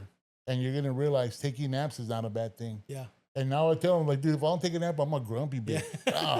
Damn, I'm grumpy as shit. Yeah. I But, barely, I barely start hitting my naps now. Just occasionally, do oh, barely. oh, that's right. We're older than you. I Yeah, I'm forget. still young, dude. Yeah, I'm you're, still. what do you mean by naps? Like, that's weird. Yeah, I'm barely every once in a That's while. weird. You know where I'm at, dude? Is if I'm watching a TV show or a movie, I can't stay awake through it, dude. If it's on, dude, it takes me about 3 or 4 tries to watch a Yeah. movie, dude. I can't do that. I never, like, unless I'm dog tired. But I know when I'm tired, I won't watch it. Yeah. But when I'm like, I'm in it. Like, I'm gonna watch this this movie. I'm all everything. But I'll go to the movies and I'll have people. I fall asleep in the theaters, bro. I was like, what are you doing? Now Yeah. I know why people take blankets. I'm like, oh, y'all motherfuckers fall asleep. Yeah. Yeah, dude. And it's like, it's I won't weird. because it's so expensive. Yeah. I'm like, nah. You're like, Doug, hold on, I'm gonna go give it some plasma real Like quick. the I'll be right movies back." are more lucrative than the cartels. True. Like the fact that you can sell me a bucket of popcorn and 2 drinks for $25, and I'm like, yeah, but I need 2 of those because there's 4 of us. Yeah. Like Santikos, man, they Wow. get free refills on Yeah. the sodas and the popcorn, dude. So little tidbit. Tuesdays is $5. Oh yeah. All the theaters. Yeah. All the Santikos? movies. No, all the theaters. No, but Oh, Santikos, you fine. get free refills, dude, on the popcorn and Oh the yeah, sodas. yeah. Santikos That has was a good first time shit. I went there, I was like, oh wow, this But is then they amazing. even have, I think City Base has a deal on popcorn and sodas Yeah. on certain days. Well, your son, the younger one, liked the Marvel movies, right? Oh I remember yeah, that. he loved that. So when I think our sons are about the same age, Yeah. when those Marvel movies would come out, my wife's like, we're gonna go watch it as a family. I'm like, I didn't care for it, but whatever. I'm like, y'all want to go? I'm happy. Let's go. And it's like, we're gonna watch it in 3D. I'm like, what? Wait, what? Like, why can't we just watch it like regular people? She's like, but they want to watch it in 3D. I guess she wanted to watch it in 3D. But Oh, it was the wife. Of uh, course. Yeah. Have you Oh, seen, y'all were laughing at me doing Yeah, the yeah. Daytona, right? have Yeah, you- whatever. have you seen those new theaters where where you they go like shake? this. Yeah. They Oh, shake yes. and you get like water spritz and all that Yes. stuff. So a little secret, the one in Macrillis, Where's McCrillis? on the southeast side. Oh, they have one here? Yeah, they have one Okay. here. Well, there's if you go to that theater, the last 2 rows are the ones that shake. Mhm. But if you sit in the 3rd row, you feel everything. Yeah. So it's kind of like you get the experience for like cheaper. cheaper, right? Yeah. So, sorry, Macrillis, whatever. It's Cinemark. a movie. Sorry, hack. Cinemark. Yeah, it's a movie hack. But yeah, it's like, those things. The theaters get expensive. Dude, but not only that, when it's like, for example, the Marvel, you had to get the Marvel popcorn bucket. Yep. You had to get the Marvel cup. I'm like, dude, just get a cup. Yeah, And he's like, but I want, okay, but I want this one. we'll get that one. Iron Man, and it's like, all Oh, right, God. Oh, when they had those helmets, the Iron Man Yes, helmets with and the then popcorn. it's like less Yeah. popcorn. I'm like, you're guys gonna keep going to get Hey, popcorn. those things become collector items, though, dude. Those Marvel stuff. Man, they're gone. I don't know where they're at. Shit, They're yeah. away. I used that for beer one time. Yeah. I was like, oh, I don't have a clean mug. I don't drink out of this shit. But yeah, Iron dude, I Man, mean, yeah. movies are like ridiculous, but there's nothing like a movie experience. So what I started doing now is I'm in my old man era. 10 a.m. Yeah. The matinee for sure. Matinee. And I'm like, do you want tacos? Do you want popcorn? I gotta have that fucking popcorn in Yeah. the movie. I can't have anything else. So what I started doing now is I'll go buy popcorn and I'll go home. Oh, yeah, you could buy the bags. Yeah, yeah. Okay. Well, you know what we do? We hit the Dollar General, dude, or what's the other one? The Dollar Tree? Dollar Tree, dude. Before we go, and our pockets and our pant legs are packed with candy, bro. We buy popcorn and a drink, dude, but the candy, we take that in, dude. Oh yeah, I'm not buying that there, dude. No, there's no $8 box of milk duds. You're full of dude. shit. Like, I there's can no way. go to Dollar General, get a big old bag for $1, dude. Yeah. I spent the holidays last year in Piedras with my fiance. Okay. And she's like, I want to go see a movie. I'm like, really? I was like, because I'm thinking here. Yeah. We went over there. We got a popcorn, 2 drinks, nachos, and 2 hot dogs. It came out to $8. Oh shit. And I was like, I was just gonna say that. I told her, I'm like, I feel guilty. Go give her a 10. She's like, why? I go, tip her. She's like, no. No. The No hizo movie, nada? the movie ticket. Yeah, she's like, Yeah. Mamá lo sirvió. And I'm like, I don't give a shit. That's how much it is for just one thing over there. Shit, that's one one. drink. That's not even a ticket to get in, dude. Yeah, the movie was it was a new release. It was some caveman movie. I don't know. Wow. Was it And in Spanish? Or? Yeah, it was. Well, but it was there's like a- subtitles, but the subtitles in English. Uh-huh. But the movie was that they were voiced over in Spanish, and I was just like, I don't give a shit. I understand both languages. But then the movie was like, how much was the movie? She's like $4. I'm like, Yeah. For you? She's like, no, for both of us. I'm like, get the fuck out. She's like, oh, well, then you're going to freak out. But over there, they have like different snacks. Yeah. Like it's crazy Oh, shit. you get tacos and No. They have popcorn and all that. Orejas. Yes. Orejas. They have the fucking the doodles, the long sheet of chicharron. Yeah. And they put like the works and peanuts and fucking gummy worms and Yeah. all this shit. I'm like, I'm not gonna eat that. you shit. get the cueros and everything. Yeah. So they have all that, and then they have like you know how they have the condiment bar. They have pico de gallo and jalapenos. I'm like, what the fuck? Are we gonna eat tacos or popcorn? I'm like, I just want popcorn. She's like, well, I want nachos. I'm like, get whatever you want. She's like, $8. I'm like, what? I had this guy that I went to high school with that ended up dating somebody from Piedras. And he would tell us the same thing. Oh, yeah, we ate for $6. I'm like, What? ooh. He's like, me and her. I'm like, wow. He had his finances down before. Yeah, anybody- exactly. He had a financial. You know how I'm going to save money? I'm moving to Mexico. Like, that's plan A, move to Mexico. But it's crazy, like stuff that we take for. I mean, here they let you have it, bro. Like touch your toes, because here it goes. Yeah. Like Yeah. pretty much. But it's like, I'm like, why? Like, why would you do that? Like, Well, think of the Spurs games, right? Like I think. oh, don't remind So me. let's talk Spurs now, right? Yes. We're going to bring it up. Yes. So I forgot who it was this week, but I saw somebody posting about how we needed to vote yes for Prop A and B, and and I'm okay with that, right? Whether you're for or against it, it's everybody has a reason. But they went into this long tirade of San Antonio just needs to spend more money when you go to these venues or these events, because that's how you get the better artists here, right? And I'm just sitting here and I'm like, that's easy for you to say as a single person, right? Because the last time we went to a Spurs game, we were in the 100 section, so that's like not at the very bottom and not in the nosebleeds. $700, right? Just for tickets. Cause they're about 150, 160 each. Then you pay all the stupid Ticketmaster charges and everything gets racked in there, right? It's like going to Disneyland. That's right. So it was like, call it $700 to just go to the game. And I am still very Mexican. And I'm like, y'all need to eat before we go to the game. And my kids were like, you're coming home from work? Yeah, it's like, what time are we going to eat for? And I'm like, I don't care. Y'all need to eat. They didn't eat. They didn't eat anything, bro. So we're going to the game. All of a sudden, it's like, all right, what do y'all want? It's like popcorn. I'm like, oh my goodness, this is more expensive than Santico's. So they get their popcorn, they get their pretzels, they get their drinks. My wife gets her stuff, I get my stuff. $100 right there. I'm at 800 now, right? I'm gonna expose myself a little bit. My kids, neither one of them like the Spurs. So we went to go watch the Rockets play the Spurs. My younger son, he's a Rockets fan. The older one's a Lakers fan, right? Oh, wow. So it's one of those situations where I'm like, have you disowned him yet? Not yet, right? Not yet. But when the Lakers won a few years ago, he let me hear it all the time. So I'm like, all right, cool. $800 and running. And then we leave at like 11 and like, we want Whataburger at another $40, $50. So it's like for a family of four to enjoy a Spurs game at a decent level, you're spending almost $1,000. That's nuts. Now you bought Whataburger outside of the arena. Outside, Okay, yeah. thank No, God. I'm like, You said $40. yeah. I'm like, there's no way. No, there's no way, right? Okay. So it's on the way home. It's like, here you go, right? So to that point, right? It's like, so this person who mentioned that, like you need to spend more money.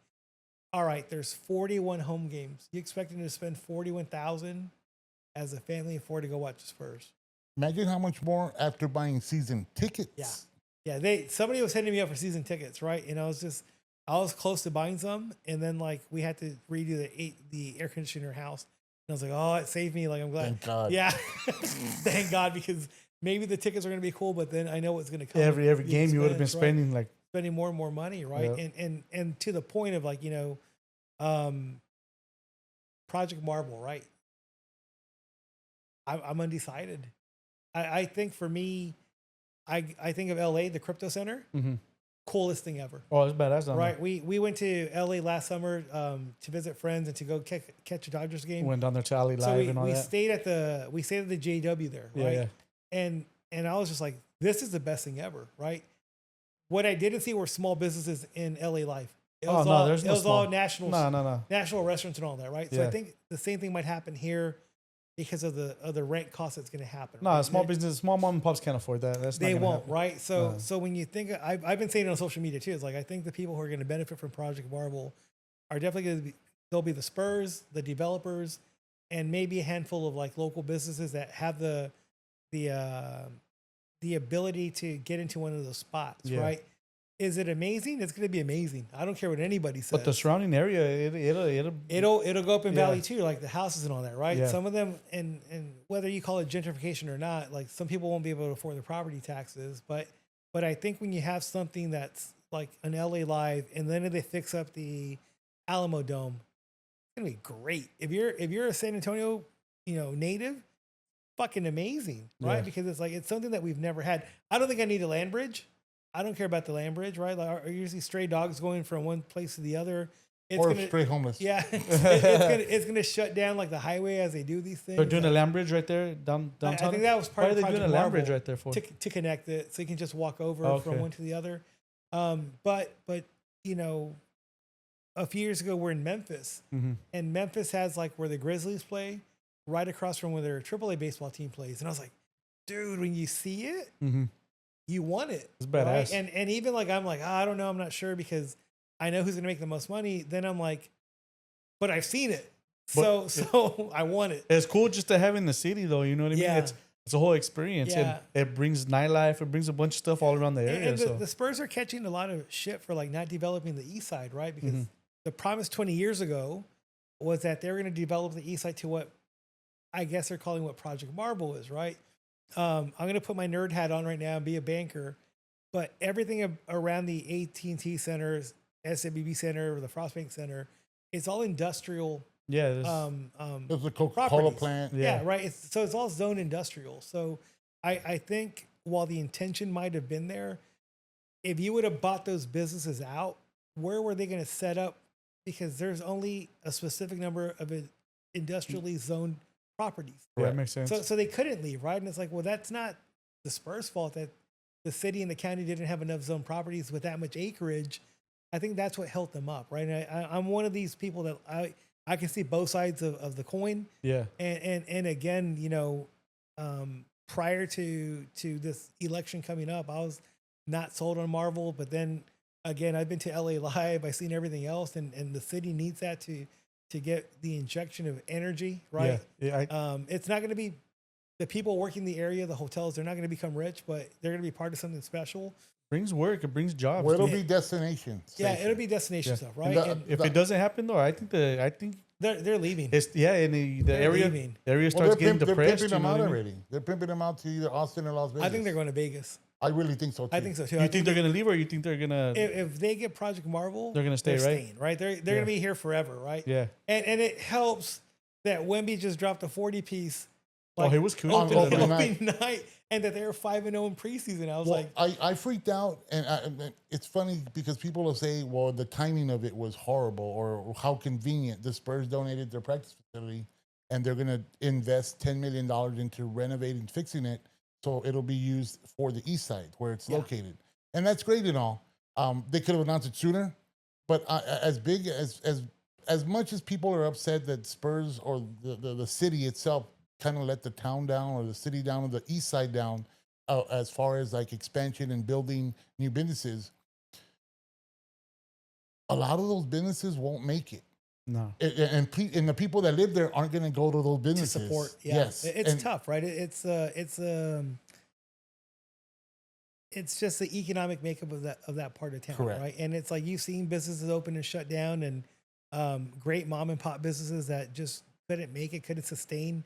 I remember somebody told me that Domino's on that side of town wouldn't deliver past 5 p.m. Mm-hmm. And it's like, well, how do you expect a business to stay open, right? Yeah. And it's whatever it is, but you're right. I think with the Spurs, I mean, can you imagine if they would have pitched us in 2013 or 2014, like when we were winning championships? No brainer. Tomorrow, build it tomorrow. It would have been like, let's figure this out like already. I think that as Spurs fans, we've gone through some tough years recently.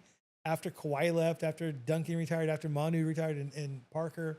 So it's energetic right now when you see the Spurs, how young they are. And I'm like, so when I saw them on opening night, I'm like, I don't want them winning championship somewhere else. Nah, like that's our hometown team, right? It's all San Antonio has too. We have to. You're right. That's our only pro team, and that's the thing. We have to protect it. Yes. and everything's gonna come in. Plus, the Spurs do so much for the community. As an organization, they do so much. Like they give back, they donate. They're just an amazing organization that works within San Antonio, right? And people don't understand that there's that part too. It's not just the games, it's not just the building. It's what do they give back to the community As a whole. As a whole. And when you see that, you're like, why would you want them to leave? This is me coming full circle, like, because I was like, kind of like, nah, we don't need that. And I'm like, we need it. We need it. We want it. We should vote yes to Prop A and B. Yeah. It makes sense for us. And at some point, if you have that new arena across the street from the Alamo Dome, maybe when Jerry Jones dies, we get a football team in San Antonio because he's the only one preventing Well, a football team coming and that's here. the reason Alamo Dome was stuck. Yeah. Because if it wouldn't have been for Tom Benson Yeah. and unfortunately Hurricane Katrina, Yeah. the Saints played at the Alamo Dome. Yeah. Oh, They really? moved- yeah, Yeah. they Oh, I played didn't half know the that. season. 2005. Oh, Yeah, no way. They moved. Yeah. They I played had no half the idea. season, and the Cowboys even had training. But the reason the Cowboys had training camp here is because Jerry Jones is all about money. The fan base. So they had all the people from Mexico that had followed the Cowboys diehard come in San Antonio. Well, Cowboys training camps in Oxnard, California, Yeah. bro. Yeah. Like they would trade off every year or so. I hate sometimes. when they're there. Everybody loves it out there, but I Yeah. hate it because of traffic, man. I fucking hate Okay, it. so we're talking about Project Marvel. Imagine traffic with all the construction for that. It's gonna be horrible. Yeah, but It'll Oxnard's be a like small today city, for dude. today, my day in Austin Yeah, and back. I was just exactly.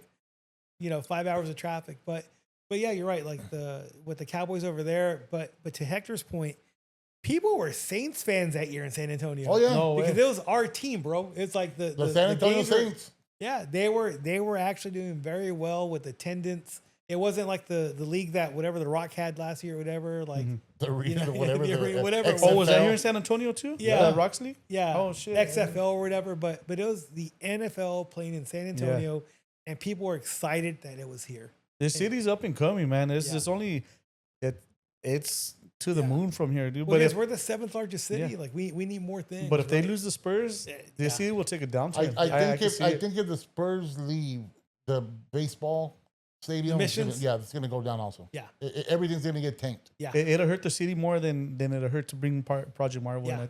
Project Marvel's gonna just uplift the Yeah. city. I Well, they think. want to build that monorail also to the west side. That's what I'm saying. They'll probably do. Via or Yeah, it's via. finally. They'll upgrade the public transportation. Yeah, They're But, gonna have finally. to. there's a lot of pushback on a lot of people because I live in the west side. Yeah. Now I live in the west side. And I hear people like, hey, sign our petition. I'm like, what am I signing? Yeah. And they're like, oh, it's because they want to kick us out. I'm like, who's kicking you out? What are you talking about? So I don't know if you remember about Oscars closing down. Yeah. That's part of the expansion. So Ah. so that's why they're buying it. People are selling now because it's like, I'm going to cash out.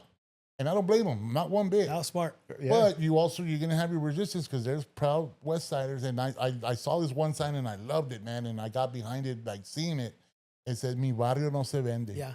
My hood's not for sale, motherfucker. Every you know what? Everybody talks shit about gentrification, all that, but man, they turn these communities around, dude. I seen it in LA, like Well, in I Echo seen Park some- and Silver I Park. seen and all some that. 390 Silver Lake. Yeah, you wouldn't walk through those neighborhoods at Yeah. night, and now, dude, it's restaurants and Yeah. it's you The can walk. nightlife. You see families walking through my, there, dude. my buddies, the college friends, they Uh-huh. live in Echo Park, Silver Lake, East LA. And back then, dude, And- nobody wanted to live Yeah, there, dude. It the- was. I always remember going back to that first time I went to LA. Uh-huh.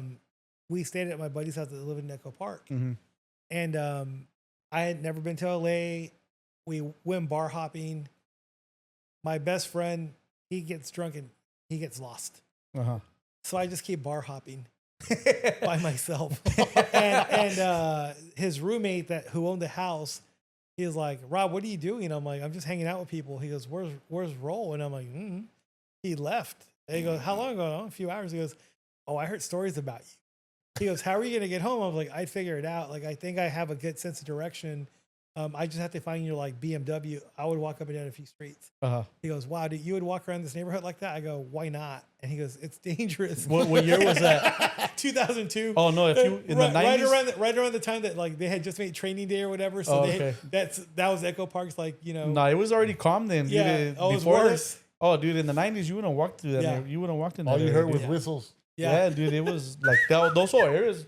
It's Yeah. like Hipsterville now Yeah, in that area. it dude. is. Silver Lake also. and Yeah, it's a even trip. even Compton's changed a little bit. Oh, there's a right? bunch Like, of people going in and Yeah. flipping houses Yeah, and that's stuff right. over there. One of It's- my buddies, he's a teacher out there, and he lived in Compton, yeah. had his first house there, and I was just like, "Why Compton?" He goes, "Because the house is stupid cheap." He goes, Yeah. I'll deal with it, and then I'll sell it, and he did, right? He was smart about his moves. Yeah, no, it's gentrification. I'm all. I know everybody talks shit, dude, but I'm all for it. Then people surrounding, when they start doing that, their property goes up in value, and it brings a lot of opportunity. But the thing that gets me is the people normally talk about gentrification are the ones that are the kids of the parents that was their house.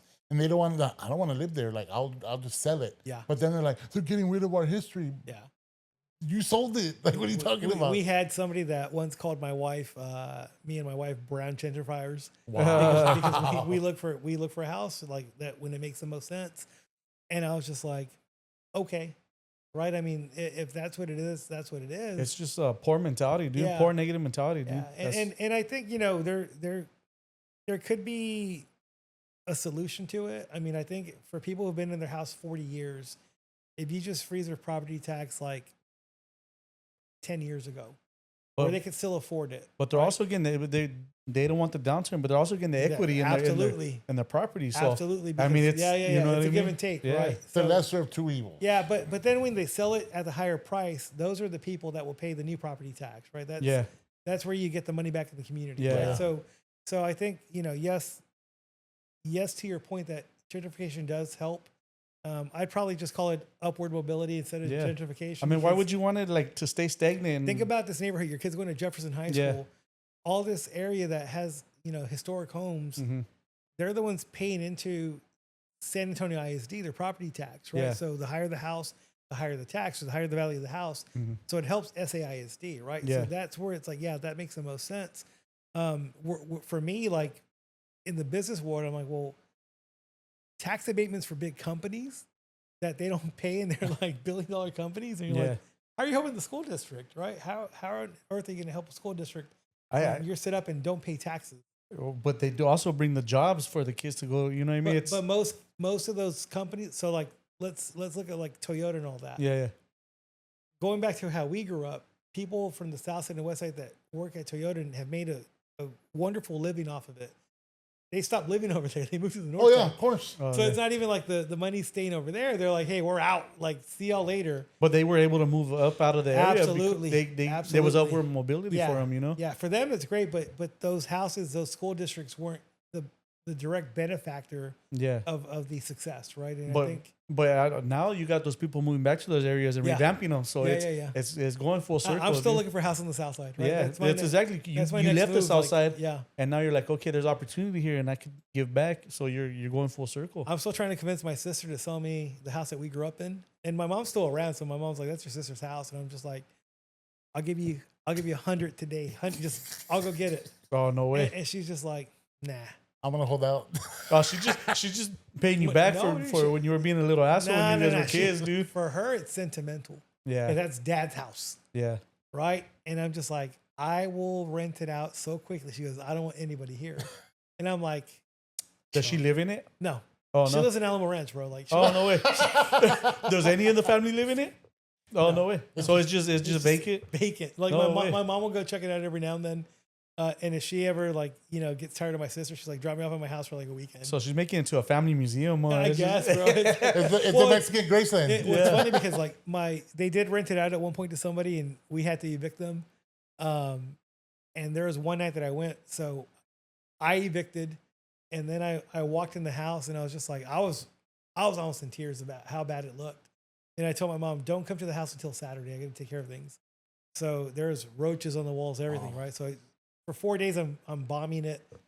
And I remember it was after karate practice for my son. We went, and I was about to fog it, and I saw somebody move inside the house. Oh, shit. And I was like, oh, man, I told my wife, I think someone's in there. She's like, what are you doing? Like, no. And she goes, the kids are with you. Like, just let it be. And I'm like, fine. So we go home. I pick up what I have to pick up at my house. And I'm going to go back to clear the house, right? And my wife is like, is that even your house? Like, what are you doing? Yeah, like, leave it alone. I said, fine, I'll go check it in the morning. So I went in the morning, and I called my mom and said, hey, somebody broke in the house. She goes, what'd they take? I'm like, nothing. Like, you have a VCR from the 80s. Like, my sister, I called her, was like, hey, they left your Thriller album alone. So like, everything's safe. And my sister's cracking up. She's like, what'd they do? I was like, I think they just came to get back the the remaining items they had, but they did break like the back door. Somebody had to take a Masa real bad. So there was a spot. Dude. Yeah, they knew where to go. Right? Lucky they didn't strip the copper in the electrical. No, Yeah, and no it's funny because like it was literally like my mom's like, "Are you sure?" I'm like, "Don't even call our insurance agent. Like they're gonna laugh at that. You're yeah." It's like, what did they take? They didn't take anything, lady. They took their shit. Like, they left the wallpaper up. Yeah, exactly. That green shag carpet. Yeah. They actually left money here. Yeah, You're gonna need it more than that. Yeah.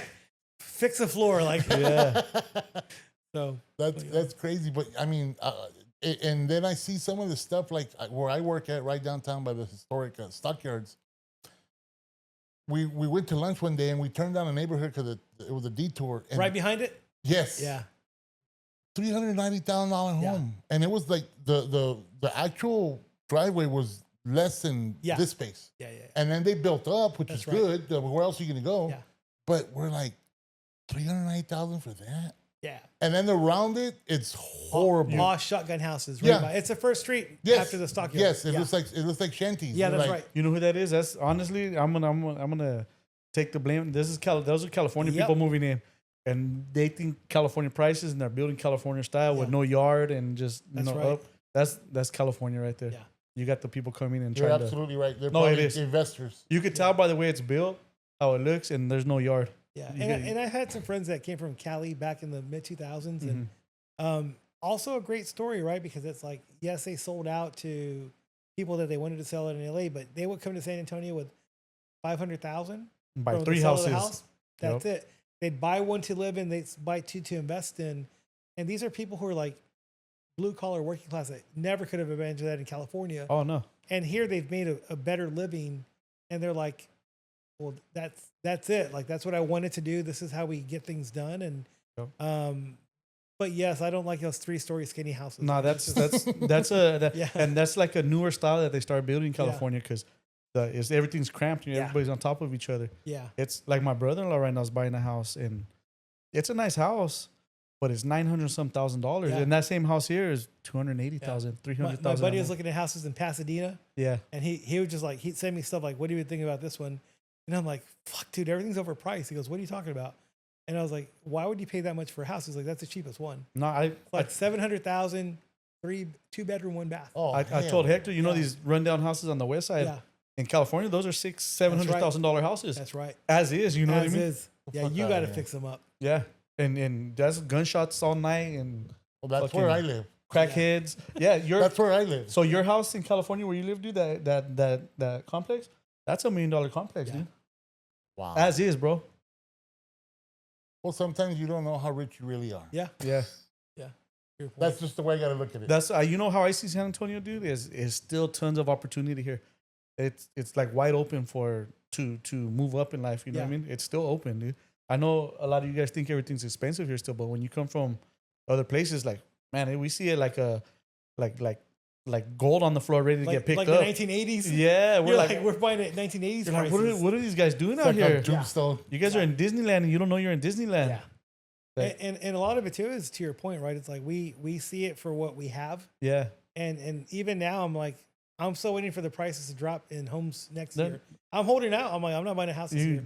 Especially Right. like with that program, Project Marvel now that's Yeah. coming. It's time to start buying right now. Yeah. And right there, I mean, it's funny because what are we? It's Friday.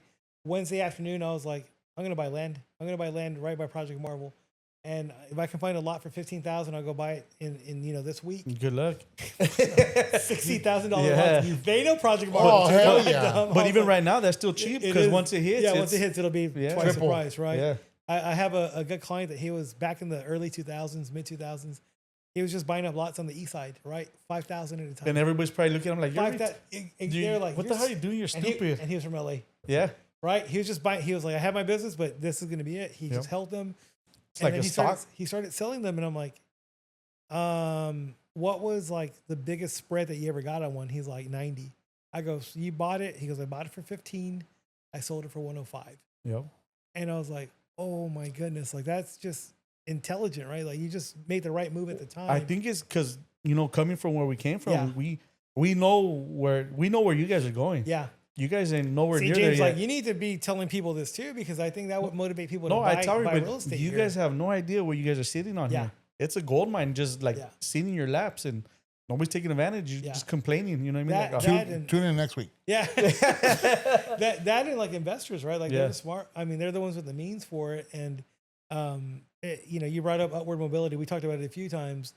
San Antonio just doesn't have upward economic mobility, right? It's the lack of financial education. Yeah. Honestly, that's what it is, dude. And money, right? Like we don't have a high paying city, and, But- that's the hardest part. And I think that's for people who are employed. I think business owners always make more money than the general public, and I think that's where people have to switch that mindset too. But it's learning to invest and where to put your money. Because That's I right. know people that are blue collar, dude, and they Yeah. invested their money and All the sat on time. it, and they're doing better than I am. Shit, Yeah. they're doing better than, Oh, yeah, than yeah. most of us. And they're smart, right? They'll sit there and they'll ask their neighbor, "Sell me your house, and I'll pay you dueño," right? Yeah. And it's like, what? Like now I know, for being in banking all these years, I'm like, I should have been doing this Long owner time ago. finance housing and put renters in there. Yeah.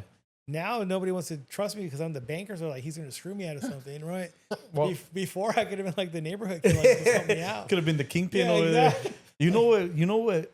Me and my wife, when we came here, we seen that we didn't see in California. Stay-at-home moms. Yeah, Like there's so many stay-at-home moms here. You can't do that in yeah, California. it's tough. Y'all need two incomes at that point. Yeah. James, I met you when y'all had first arrived from California. Oh, really? Yeah, and I remember The mixer. at here at the coffee shop, the Yeah, one the that closed mixer. down. Oh, right here at Dulce Sueños. Yeah. And yeah. I remember your story, man. I was just like, oh man, it's for you guys to be business owners and for y'all to be shut down by the California government. Yeah.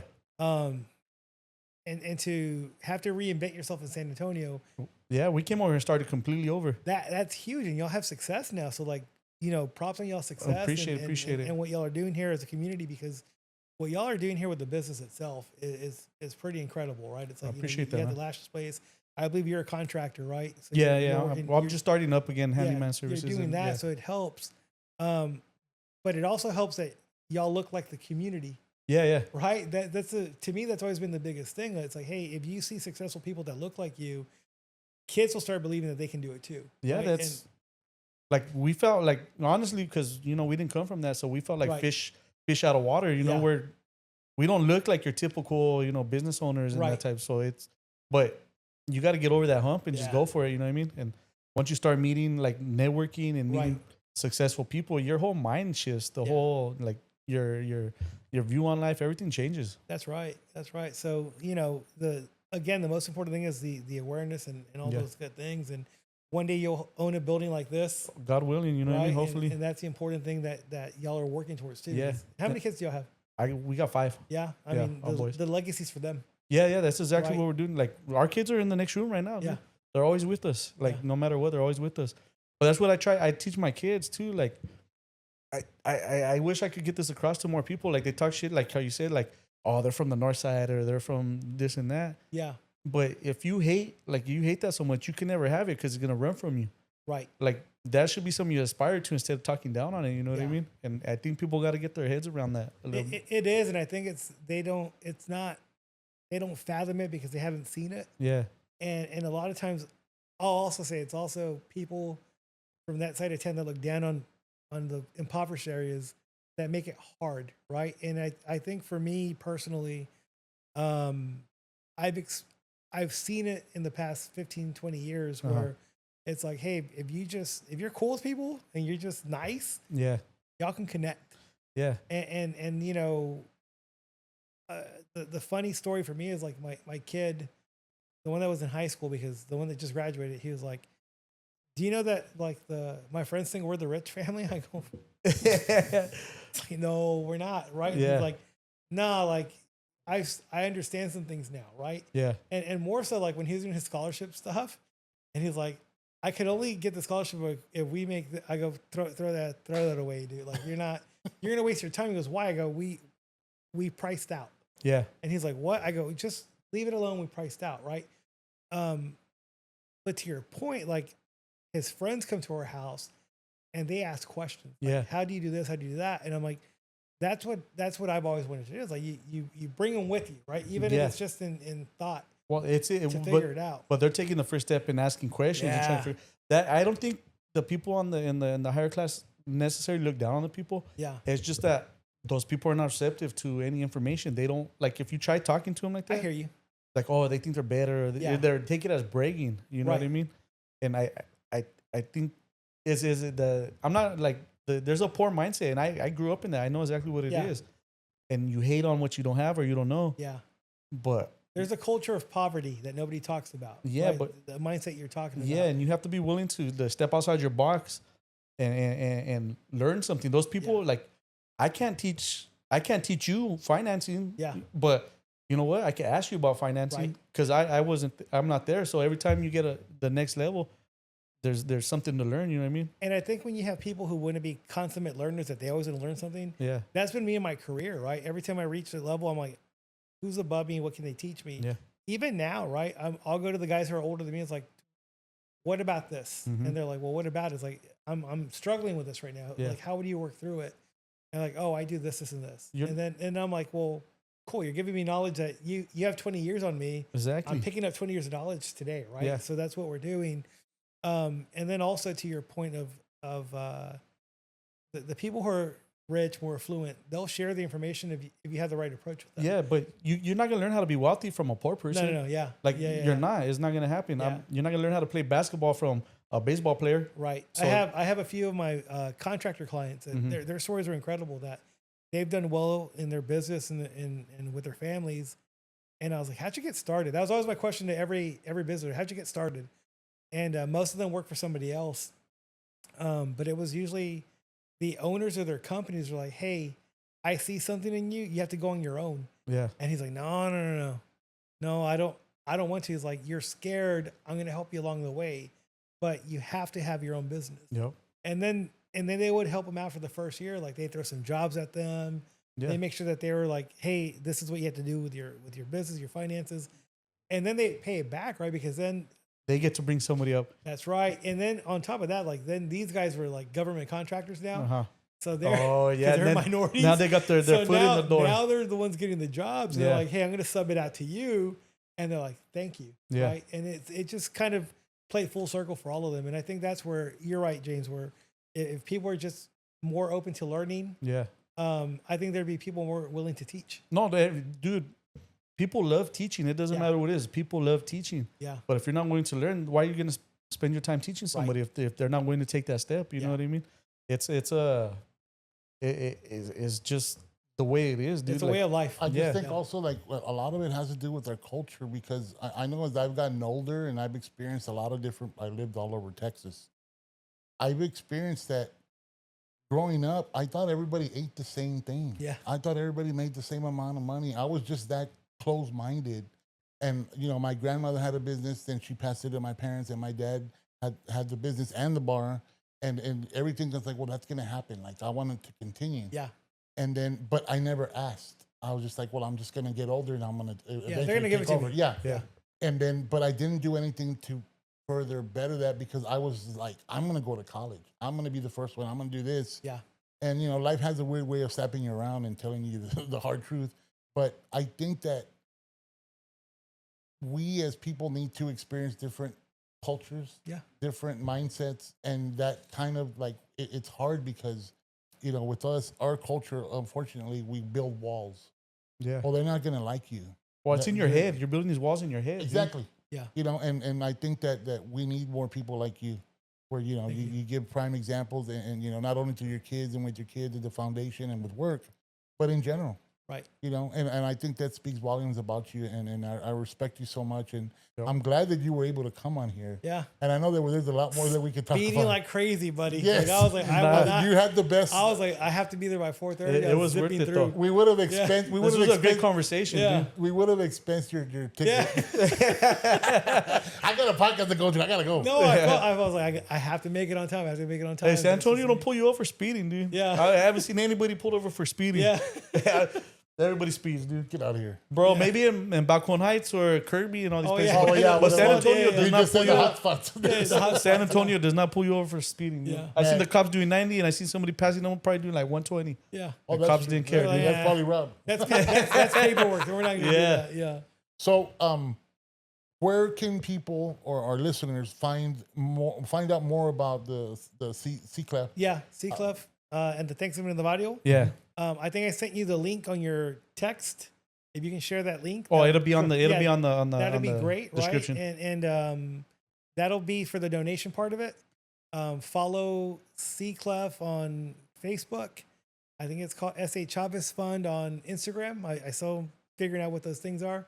But we'll share those things, right? And follow us that way. At least you'll be able to see what we're doing throughout the year, right? And I think for the most important thing for me to share today is just understand what we do, right? Like we're not just holding picket signs and protesting. It's like we're helping the community.